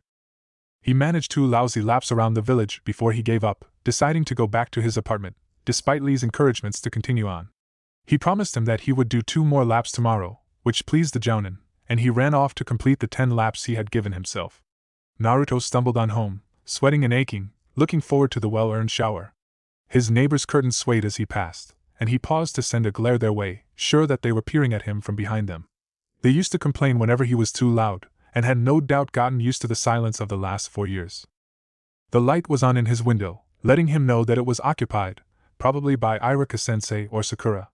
He hoped it wasn't Sakura, but when he entered, there was a feminine perfume in the air. Clearly it was her, and she was in his room, placing shirts on hangers. "I got you an orange one." Sakura shook a simple orange tea at him. Naruto shoved his hands in his pockets and waited for her to start shouting at him for leaving her, but she said nothing of it, except that she wanted to know where he had been. "Training with Rock Lee," he replied, opening a drawer and seeing that she had brought him color-coordinated boxers. Boxers? Where were the boundaries? What? Sakura's voice came behind him, and he realized he was staring down at the boxers still. He lifted his head and smiled at her. "Nothing. Just going to take a shower." "Cool. I put everything away for you." She stepped up to him, crossing her arms and staring at him pensively. "Here it comes," Naruto thought grimly. "Naruto, are you mad at me?" He felt surprise run through him, his brows lifting. "Why would I be mad at you?" She bit her lip, her eyes got glassy, alarmingly so. "I don't know. I just have this feeling that there was something I personally did that dash." "Stop," Naruto cut her off. "Really, I'm not mad at you. I know, it's just..." A few tears escaped. "Are you sure?" "I'm not mad, Sakura, honestly. Everything's fine. Let me just take a shower." He moved around her and dug in the closet for some nightwear, annoyed at the vast variety of shirts Sakura had put there. He pulled out a long-sleeved blue shirt and headed for the bathroom. "I'll cover for you," Sakura burst out, almost desperately as he was about to close the door. "What?" He looked at her. She wiped her face rapidly. "Listen, they were all discussing you, the other day, about whether or not they believe your story." She sniffed. "It doesn't look like they believe that you were attacked. The way they found you dash." "Who found me?" Naruto demanded, heart pounding. "It was Neji, Shikamaru, Kiba, and I think Shuji." "No one told you?" "What do you think?" Naruto snapped, feeling both hot and cold at the same time. "No one tells me shit." Shit. Shikamaru had found him. Shikamaru was a freaking genius. Any story he told would be picked apart by him. No wonder Shikamaru and Kiba had been giving each other those looks they had found him. Probably hanging there, his hand was clenching tightly to the doorknob. What was he going to do? If... It doesn't matter, Naruto. Though they seem to have discussed this, they still intend to allow you to leave. They are willing to overlook this, willing to ignore the facts in favor of your happiness. This is not going to work. What am I doing here? Sakura must have seen the panic on his face, because she spoke quickly. "It's okay. Jiraiya-sama is supposed to take you out next week and get the truth out of you, and you'll continue to train." She sighed, leaning heavily against the hallway wall.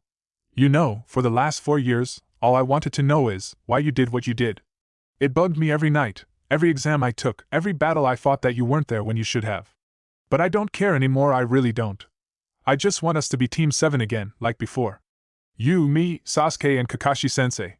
That's all I want." She dragged her hand through her pink hair in agitation.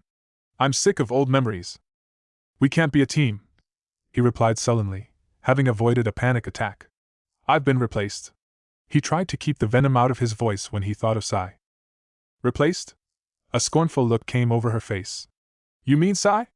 Him? We barely tolerate that guy. He wasn't even Tsunade-sama's choice to put on the team. He's part of Root." "What's Root?" Naruto was on his way to being confused. Sakura waved her hand dismissively. "That really doesn't matter. What does is that we want you back, that's all." Naruto gave her a weary smile. "Thanks, Sakura-chan. It really was nice of her to be so supportive." She beamed at him. "No problem. I'll leave you to your shower then." She turned away as he shut the door, leaning against it, body aching from the run, mind utterly tired. Completely spent. He moved over and turned on the shower, then leaned against the sink counter, staring at the drain. What was he doing here? He shouldn't be here, he was supposed to be dead, this was all supposed to be over and done with. He shouldn't have to keep finding ways to cover up what he had done. Whatever energy he had left deserted him suddenly, and he dropped to a crouch, fingers gripping the edges of the sink, keeping him from laying flat on the linoleum. He wished he had never wakened, wished that Shikamaru and Neji had never found him, wished that rope had finished him off like it was supposed to. Bitter tears rose, and his throat tightened. What were they going to do when they found out what he had done? Was that small room waiting for him? No, Naruto. No, it is not. Be at ease, I'll take care of you. I won't let them lock you away. Only do as I say. The voice could barely be heard over the sound of water beating against the tub. Get up, Naruto. You have a shower to take, then you can rest. And if he was lucky, he wouldn't wake up. Naruto pulled himself to his feet, catching his reflection in the bathroom mirror, which was slowly fogging up. There he was, taller, older, face narrower. He smashed his fist into the mirror, watching it crack, distorting his face, a large chunk breaking off and falling into the sink. He stared at his fist, watched as the lines filled with blood and began to seep over his knuckles and into the sink. He stared at the broken shard. Maybe. No. The voice rang in one ear, and he smacked at his head. It was the last thing he did that night that was his own, for the voice took over, making his body move over to the shower and getting in. It made him wash himself, it made him dry off, get dressed, wrap up his hand and toss the shard of broken mirror in the trash. It made him walk out into the hall and holler a goodnight to whoever was in the living room, which was Irika-sensei. It made him decline dinner and crawl into bed. It made him shut his eyes so there was only darkness. And all the while he screamed and shouted to be set free, beat against his own mind, warred over control of his own body, but failing. You give me no choice, Naruto. I have to do what's best for you, the voice said. You'll have control in the morning, but tonight is for rest. No! Naruto howled. Let me free! Get out of me! Let me go! This is my body. Mine! No, Naruto. It is our body, the voice replied in a gentle tone. It belongs to the two of us. And something about that gave Naruto pause, because for some reason, it almost seemed like the voice wasn't quite referring to him. Dark laughter drifted from the darkest parts of him. Kyubi! No! This is my body, he shouted at the voice. It does not belong to the fox. Our well-being is directly related to the fox, for the fox shares our fate. But do not worry about him. Do not worry at all. All will be well, only do as I say. He could not win this fight. He had lost long ago, 4 years ago, on that building roof. Sasuke, he howled his rage as he shrank away in a quiet corner of his mind. Don't worry about him, the voice whispered. I'll take care of him. All the while, Kyubi laughed until he probably made himself sick, until darkness numbed him, and he knew no more. Chapter 5. When Naruto awoke, it was to great pain, enough that a long moan escaped his throat as he curled up into a ball on the bed. His whole body felt like it was on fire, from the inside, from head to toe, so that even his teeth ached. He gave another loud moan. What's happening? He gasped. Why do I hurt? He heard the door open but did not bother to open his eyes, he hurt way too much to care. Naruto? It was Irika-sensei, and he felt a cold palm touch his exposed arm, making him hiss. You're burning up! His voice was heavy with concern. You have a serious fever, Naruto. Kyubi and I talked, the voice whispered in his left ear. What? Terror lanced through him, his eyes flying open. Why were they talking? Were they both planning on taking control of his body? I said you have a serious fever. Irika-sensei's arms came around him, trying to lift him up, causing more pain. I'm sorry, Naruto, but I need to get you into the shower to cool you off. Your fever is dangerously high. Naruto gripped the sheets in protest. He did not want another shock to his body, but Irika-sensei was adamant. With surprising strength he lifted Naruto from the bed and turned down the hall toward the bathroom. Wait. No, I'm fine. I'm fine. He struggled weakly as the Chunin pushed the door open with his shoulder and practically dumped him into the tub. Before he could sit up, Irika-sensei turned the knob, and freezing water shot out of the shower head directly into his face. Naruto howled and sputtered, blocking his face from the onslaught of cold water. He tried to get up from the tub, but the Chunin pushed him back down. Sorry, Naruto. The man did sound sorry, but that didn't put Naruto in a better mood, and didn't get him out of the tub. Instead he slumped, half reclined, and let the freezing water pour over him. We wanted to speed up your training progress, so what you are feeling is several days of physical training done in one night. That is the pain you are feeling. It will cool down in several hours. Fuck you! Naruto gasped, getting water in his mouth. I won't let you do this to me! This is my body! My fucking body! He wasn't grateful for this, he did not appreciate others making decisions about his body. Someone grabbed his face, and Naruto blinked wide eyes at Irika-sensei, whose eyes were looking very frightened. Who are you cursing at? Are you cursing at me? Are you? Naruto opened his mouth, about to say no, but his throat shut, cutting him off with a strangled gurgle, and he couldn't breathe.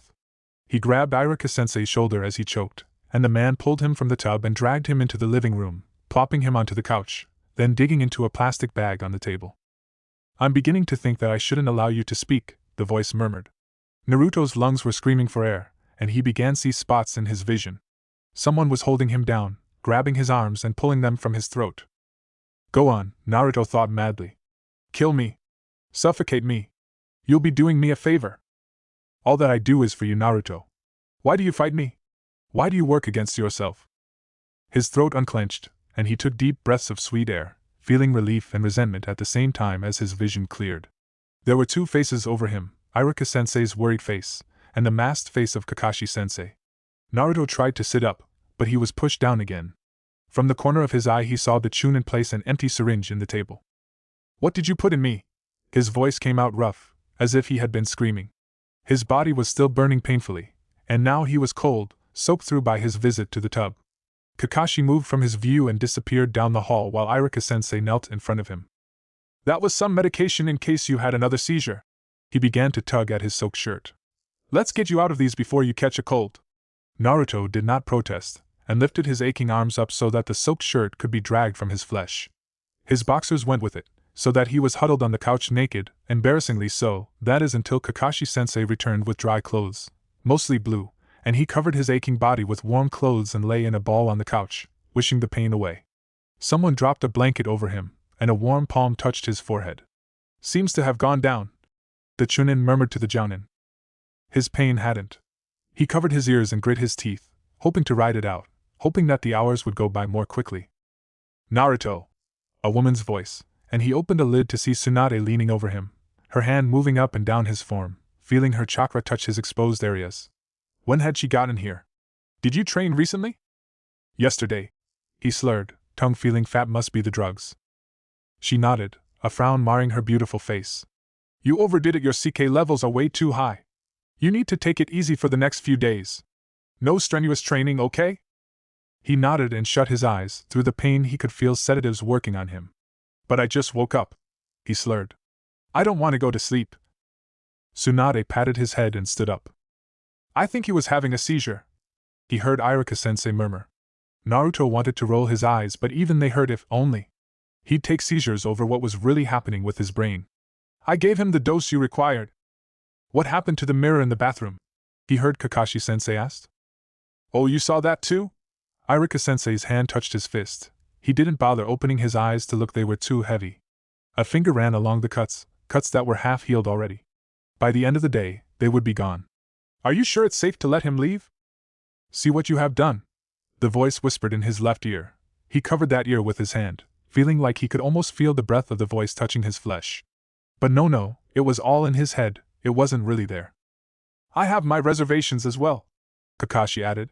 "His behavior concerns me. Will Jiraiya be able to handle this?" "I'm not sure."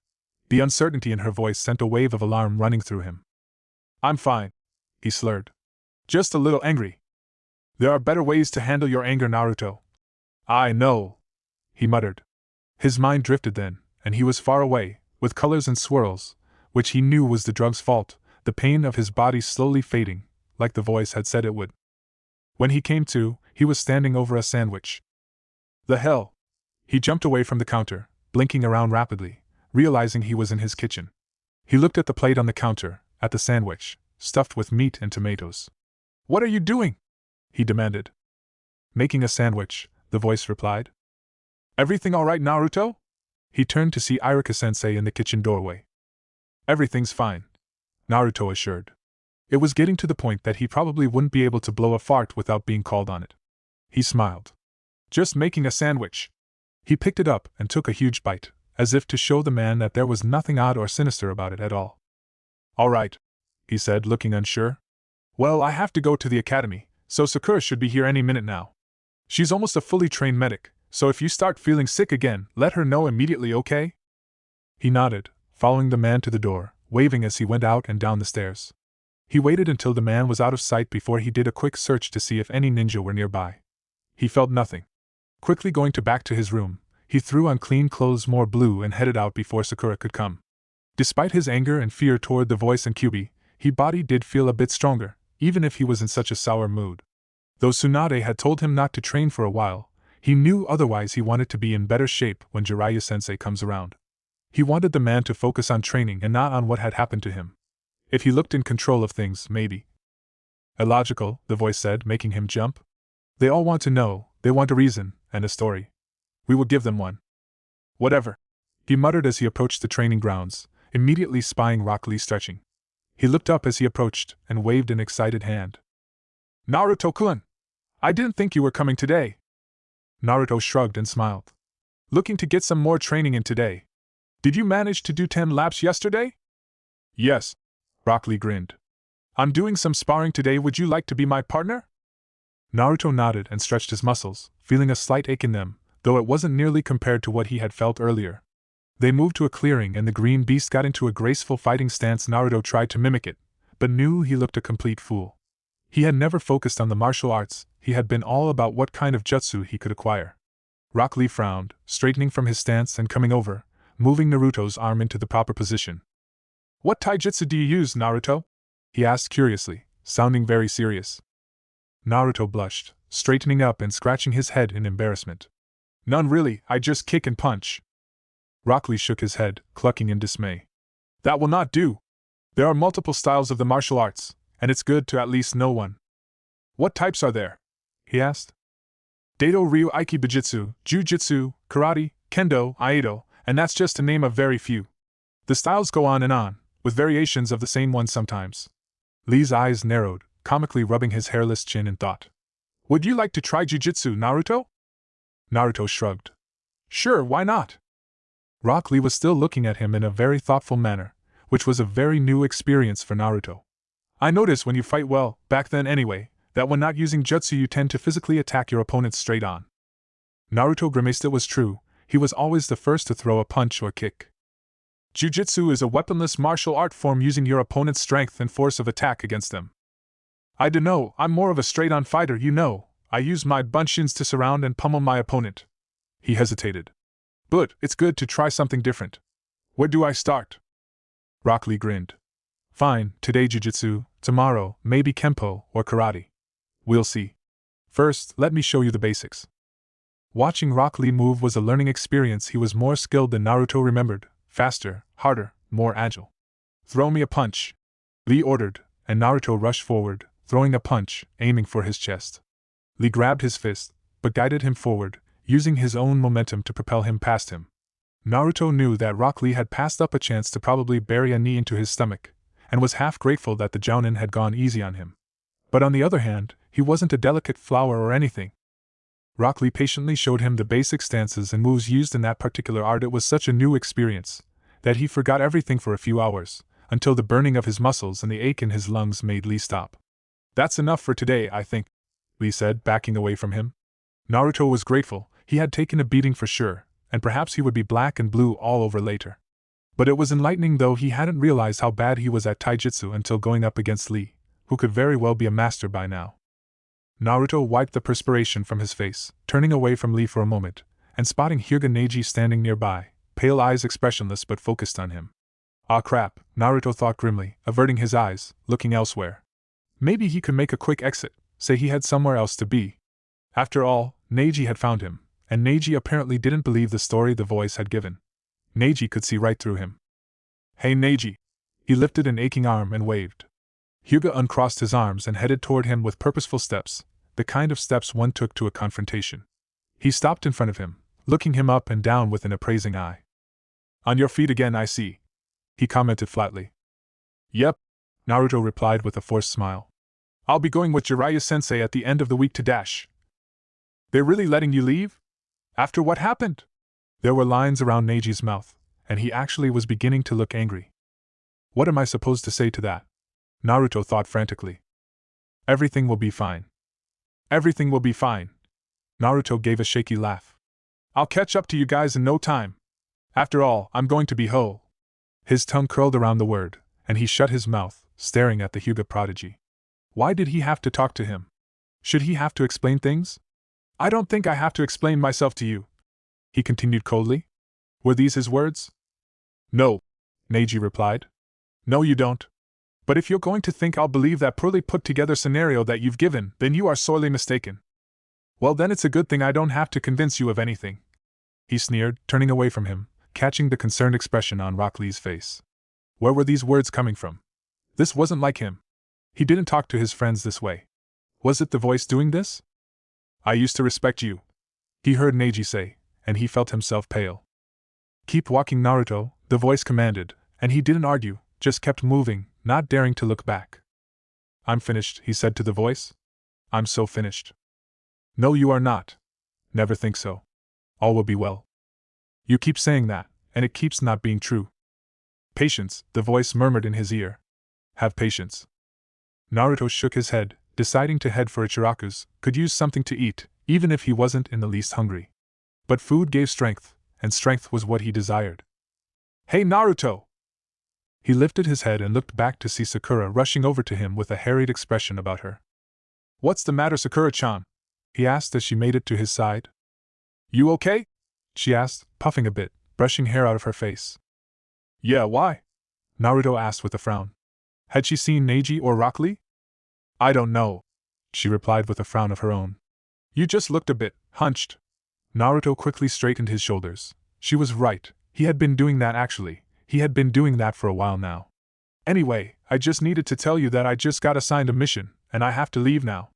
I'm supposed to stay with you today, but I dash. Kami and Komian. Ino appeared, grabbing Sakura's arm. We gotta go now. I have a date on Friday. I want to get this done now. Give me a second. Sakura glared at her before turning back to him. I'll tell Iruka-sensei dash. That's alright. Naruto cut her off. I'll tell him myself. Sakura opened her mouth, but Ino spoke up. That's great. Let Naruto tell him, he's not a baby. Now let's go. She yanked on her arm. Fine. Sakura snapped, then threw a harried smile at him. I'll see you in a day or two then, Kei? I'll definitely be back before you leave. Then she was being whisked away by Yamanaka. Naruto stared after them wistfully, yearning for those carefree days, when missions were all he cared about. Those days were gone though. He hunched his shoulders again, frowning at the ground before continuing on towards Ichiraku. The simple sight of the shop lifted his spirits a bit. It was exactly as he remembered, with the same two people standing behind the counter, serving customers with a smile. He spotted Jiraiya sitting on one of the stalls, but he wasn't eating, nor was he writing in one of his porno books. He was just staring ahead, and Naruto could imagine that his face was very serious. He paused, gazing at the man's back, feeling that brief moment of cheer fading away even though the savory smell of noodles assaulted him. Suddenly Jiraiya turned and looked at him, dark eyes serious. He waved him over. Naruto rubbed a shoulder and moved to him, sitting down next to the Toad Sannin. Hey old man! He called, and grinned when old man Ichiraku actually jumped, eyes going wide. Naruto! The man came over, grinning madly. You're back from that mission! Man, it's been 4 years! Look at how tall you've gotten! Mission? What mission? Apparently it isn't common knowledge that you were hospitalized, the voice said closely in his ear, making him sweat at his head, startled. Yeah, it was some mission! Naruto gave a nervous laugh as the man sat a large bowl of ramen down in front of him. On the house, for my #1 favorite customer. Naruto dug in happily, noisily slurping down the noodles, ignoring all his problems for a simple moment with his favorite food, ignoring that he could feel Jiraiya's eyes on him. The man had rarely given him those deep speculative looks before, but he imagined that he would be seeing a lot of those for some time. When he was finishing up his second bowl, and contemplating on his third, not sure if his smaller stomach could handle another, he peeked over to see that Jiraiya had stopped looking at him, instead staring down at his cup of sake. What's the matter, Jiraiya-sensei?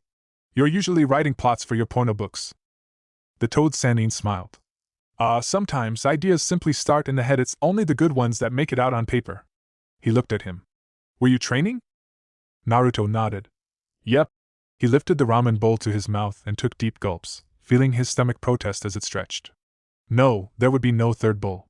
Rock Lee was showing me some jujitsu. I really suck at taijutsu, so I'm thinking that maybe you could show me some when we leave for training. Jiraiya frowned. Didn't Tsunade tell you not to train today? Come on. Naruto rested his head on the table. I was feeling better, and I don't want to waste any time. Time? You on a schedule, Naruto? I dunno. Why? You looking for a hidden meaning in that? He snapped, getting annoyed at the look he was getting from his sensei. The toad Sannin rested his head in one hand, gazing down at him. "You're more volatile than I remember," he commented. Naruto gave a wan smile from where he was. "Well, I'm all out of cheer," he replied, lifting his head from the counter. "Well, I'd better head back before Iraka-sensei blows it when he realizes I've been out." He turned to old man Ichiraku. "Hey, I'll be back tomorrow." The proprietor beamed at him and gave a thumbs up. Naruto turned back to Jiraiya. "I'll see you tomorrow." Jiraiya nodded silently. Ugh, Naruto groaned silently. Despite the decent meal, the ramen settled unhappily in his belly, leaving a sour taste in his mouth. "Damn Neji!" Naruto stopped at a wall and leaned against it, rubbing his forehead. He shouldn't give a damn what Neji thought, he shouldn't even care if he respected him or not. But that's one of the things he cared about the most, why he had wanted to be Hokage in the first place. He wanted people to respect him. Isn't that something every human craves? How many others thought the way Hyuga did? Shikamaru? Kiba? Everyone else who knew. He shouldn't care. He really shouldn't.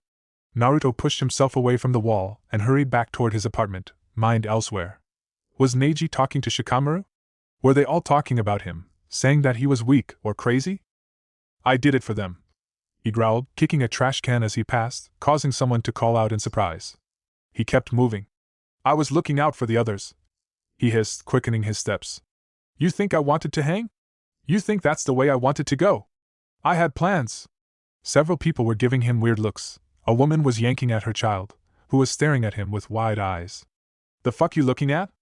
Naruto shouted at the boy, and the woman yelped, lifting her kid bodily off the ground and running away. Naruto continued to walk, approaching his complex. "What? Nothing to say?"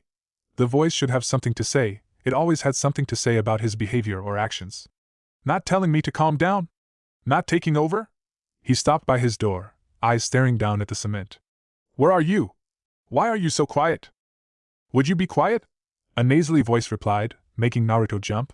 He looked up to see his scruffy neighbor's head poking out of his doorway, cigarette hanging from his mouth, eyes bloodshot. "It was so nice here when you were gone." Naruto opened his mouth to snarl at the man, but shut it, opening his door and slamming it extra hard. "Aerug!" he howled, pulling at his hair as he paced his living room madly.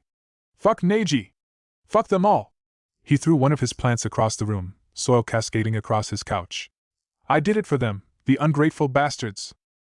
His neighbor banged on the wall, and he tossed another pot at it, watched the clay break, the soil and plants smashing against the wall. He was gasping for breath. He was actually very hot right now, and the only thing he could hear was the sound of his own heartbeat in his ears.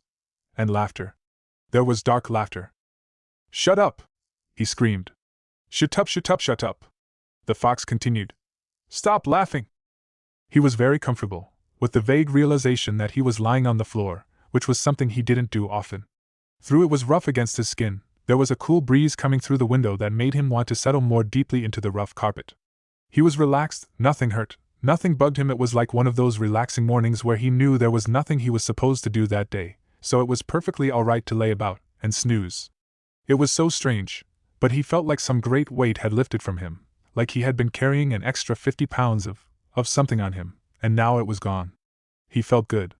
Real. He was on the floor, which he couldn't recall doing, and it wasn't anywhere near morning. The last thing he remembered was the laughter of Kyubi, mocking him. Suddenly he didn't feel so good. Naruto turned over onto his back and opened his eyes, blinking blearily at the ceiling, taking a deep breath, and immediately smelling the sharp tang of iron. He knew that smell. Naruto sat up quickly. The sight before him shocked him in a way that was devoid of emotion. His mind went almost clinical about it. A man, no, his neighbor, was lying beside him, on his back, with his chest spread open. There was blood everywhere. Naruto looked down at himself, covered in blood, and realized that there was something in his fist. He opened his hand, and a heart rolled out of it, rolling to his neighbor's thigh and stopping. He should be screaming, he should be horrified, he should be freaking out like he had the first time, but he felt absolutely empty, devoid of emotions. He was back at square one again. It was 4 years ago all over again. "This is unfortunate," the voice commented, and he looked up at the ceiling, where the voice seemed to have come from. "Oh," he thought faintly. "There you are. I thought you were gone." "No," the voice replied just as faintly. "I will always be here as long as you need me." Naruto looked at his neighbor. "So why didn't you stop me? You could take control of me, but you didn't stop me, unless you did this. You did this, didn't you?" You're making it seem like it's me, but it's really you. Naruto, I am you. There is no you, there is no me. There is only US. Naruto shook his head rapidly, getting to his feet shakily, his shirt sticking to his flesh. Why didn't you stop me? He asked again. There was silence, and the smell of blood and thick meat, an unnatural smell when describing the state of a human body, which he could not take his eyes off of. Then you are too strong. What? He looked at the ceiling in numb confusion. When you kill, you call upon the Kyuubi's chakra. It's too strong. All I can do is damage control. Allow me to take care of this. No, Naruto said flatly, and sat down abruptly on the soaked floor. I'm done. I'm not going to do this again. I'll just wait here for Iruka-sensei to come and take me away. I'm not doing this again. No. No. Naruto felt a chill run through him at the sound of the voice, its cool, calm tone replaced by something harsh and guttural.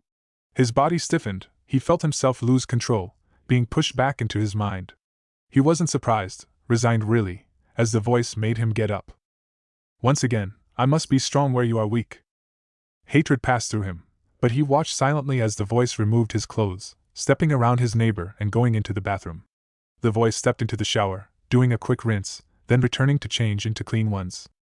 Then it headed for the door, slowly opening it and peeking out into the empty walkway before stepping out quickly and moving to his neighbor's door, which was slightly ajar. He almost wished someone would catch them. The voice slipped silently inside, and immediately they were assaulted by the stifling smoke from cigarettes. The voice shut the door behind them and moved slowly and cautiously through the living room. It was kind of sad how similar both their apartments were to each other. The only difference being the furnishing and atmosphere. His wasn't filled with smoke. The voice stopped in the middle of the room, looking about slowly, carefully. What are you doing? Naruto asked, feeling vaguely curious. The voice did not reply, instead moving toward the man's bedroom, opening the door slowly and gazing in. The room smelled just as bad, if not worse, than the rest of the place, with the added scent of alcohol. Well? He asked. What are you going to do? The voice made the seals for 2 Kagebunshin, and they silently moved out of the apartment. The voice moved into the bedroom, bending over by the bed and picking up a half-empty bottle of alcohol. He placed the bottle on the dresser by the bed, riddled with cigarette butts and burn marks. There was a half-open pack sitting by the lamp and the voice picked out a stick, lighting it with the lighter sitting near it. The voice took a very veteran swig, smoking invading their lungs. Naruto wanted to cough, but he was no longer in control. The voice had their eyes trained on the bed, didn't even look up when the clones returned, but Naruto saw that between them they held his neighbor. They arranged the man on the bed while they watched and smoked, one leaning over and pressing the man's torn chest cavity closed. They dressed him in a clean shirt and stood back, staring at him. The voice picked up the bottle of alcohol and poured some on the man's shirt, then the rest on his bed. What are you doing? He demanded, tired of the silence. It's a real pity, the voice said aloud, moving about and picking up another bottle with some liquor in it and sprinkling it about the room. His friends told him not to smoke in bed, but did he listen? No, he preferred to drown out his sorrows in alcohol and nicotine, so drunk that he didn't even know he caught fire. The voice shook his head. So sad. He placed the half-smoked cigarette between the man's dead fingers and smiled, switching the lighter on and dropping it on the bed. There was a bright whoosh, and the bed caught immediate fire, traveling along the sheets and over the man's drenched shirt. The clones moved to close the windows. A spark flew onto the carpet, and a small fire began to start, igniting more carpet the minute it hit sprinkles of alcohol. The room was beginning to feel like an inferno, the stench of burning flesh, carpet, and linen assaulting their nose. The clones dissipated, and the voice moved them sedately out of the smoking room, through the living room, and out the door, calmly locking it behind them and going back into his apartment. But it was as they turned to close the door that they froze, both of them staring at the person on the roof across from them. Sasuke moved toward Naruto's apartment, having asked Kakashi-sensei where it was before going. The last time he had been there was when Itachi had shown up in an attempt to kidnap the blonde idiot. That seemed longer than 4 years ago. Why did Naruto blame him for what happened? He had spent too long trying to figure it out on his own, not asking others, trying to retrace steps, remember words he may have said, things he may have done that would have caused Naruto to hang himself. He hadn't told Naruto that he was leaving Konoha to join Sound, and he couldn't imagine something like that causing him to hang himself. If anything, Naruto would have made a nuisance of himself, and would have made it his sole responsibility to drag him back. That was what he had expected. He had expected Naruto to fight him in that valley, not Kakashi-sensei. Sasuke hopped to the top of one of the apartment roofs. It was a simple matter of getting Naruto to tell him what he had done, and if the blonde idiot wanted to fight, well hell, he could use a good fight, like back when they were kids. He'd get the reason out of him if he had to beat him bloody. Sasuke paused on the roof, staring at the apartment across from him, trying to remember which number Naruto was, when the door to apartment 56 opened, and Naruto walked out, shutting it behind him. He walked over to apartment 57, opened the door and walked in, turning to shut it, when their eyes connected. Naruto froze. Even from where he was standing, he could feel the difference in Naruto. Those normally cheerful eyes were too sharp, cold, and intense as they stared at him. There was no cloud of emotion, there wasn't that desperate hatred that he had seen in them all those days ago. He had never seen Naruto look this way. Movement caused him to look away at apartment 56. There was smoke coming from the bottom of the door. He looked back at Naruto, who turned those foreign eyes toward the smoke, then back at him. 55 opened, and a woman staggered out, coughing. "There's a fire!" she called loudly. Naruto disappeared from the doorway as several other tenants appeared in their doorways, peering out, then rushing out as the window of 56 shattered and flames shot from it. There were several screams. Sasuke leaped from the roof right into Naruto's apartment, batting away the smoke that clouded his view for a second, eyes darting around to spot the blonde. He wasn't in sight. Sasuke cautiously moved through the living, covering his nose and mouth with his arm. "Naruto?" he called. Naruto had gone inside. His eyes watered at the acrid smoke, most of it coming from Naruto's bedroom. He rushed toward it, blinking away tears as he spotted Naruto in his bedroom. His hand was on fire. No, he had what looked like a shirt in his hand, most of it on fire, and he dropped it on the carpet, in a way that was clearly intentional. The wall beside his bed was now a wall of flame, some of it crumbling to reveal a complete inferno on the other side. "Did you see?" Naruto asked suddenly, and he turned to see the blonde standing near him, staring so intently at him, blue eyes seeming surrounded by ice. Sasuke understood exactly what he was asking. Did Sasuke see him set his neighbor's apartment on fire? Did Sasuke notice the large stain on the carpet that Naruto's shirt was conveniently burning away? Naruto should be choking on the smoke he was beginning to choke. "See what?" he gasped, gesturing toward the doorway. Naruto nodded and moved past him. "Sakura's going to be so mad that all the clothes she bought me burned." They exited the apartment into the semi-fresh air, where Sasuke hacked up some smoke while Naruto leaned against the railing, out of the way of rushing tenants, smoke smearing his face and arms, looking completely disconnected from everything. "Son of a bitch!" Sasuke turned to see an angry tenant moving away from the apartments. "You guys better get away from there. This whole damn place may go down tonight." He spat into the cement as they followed him down the stairs and into the growing crowd of tenants and spectators. He saw several people rush back with buckets of water and a hose.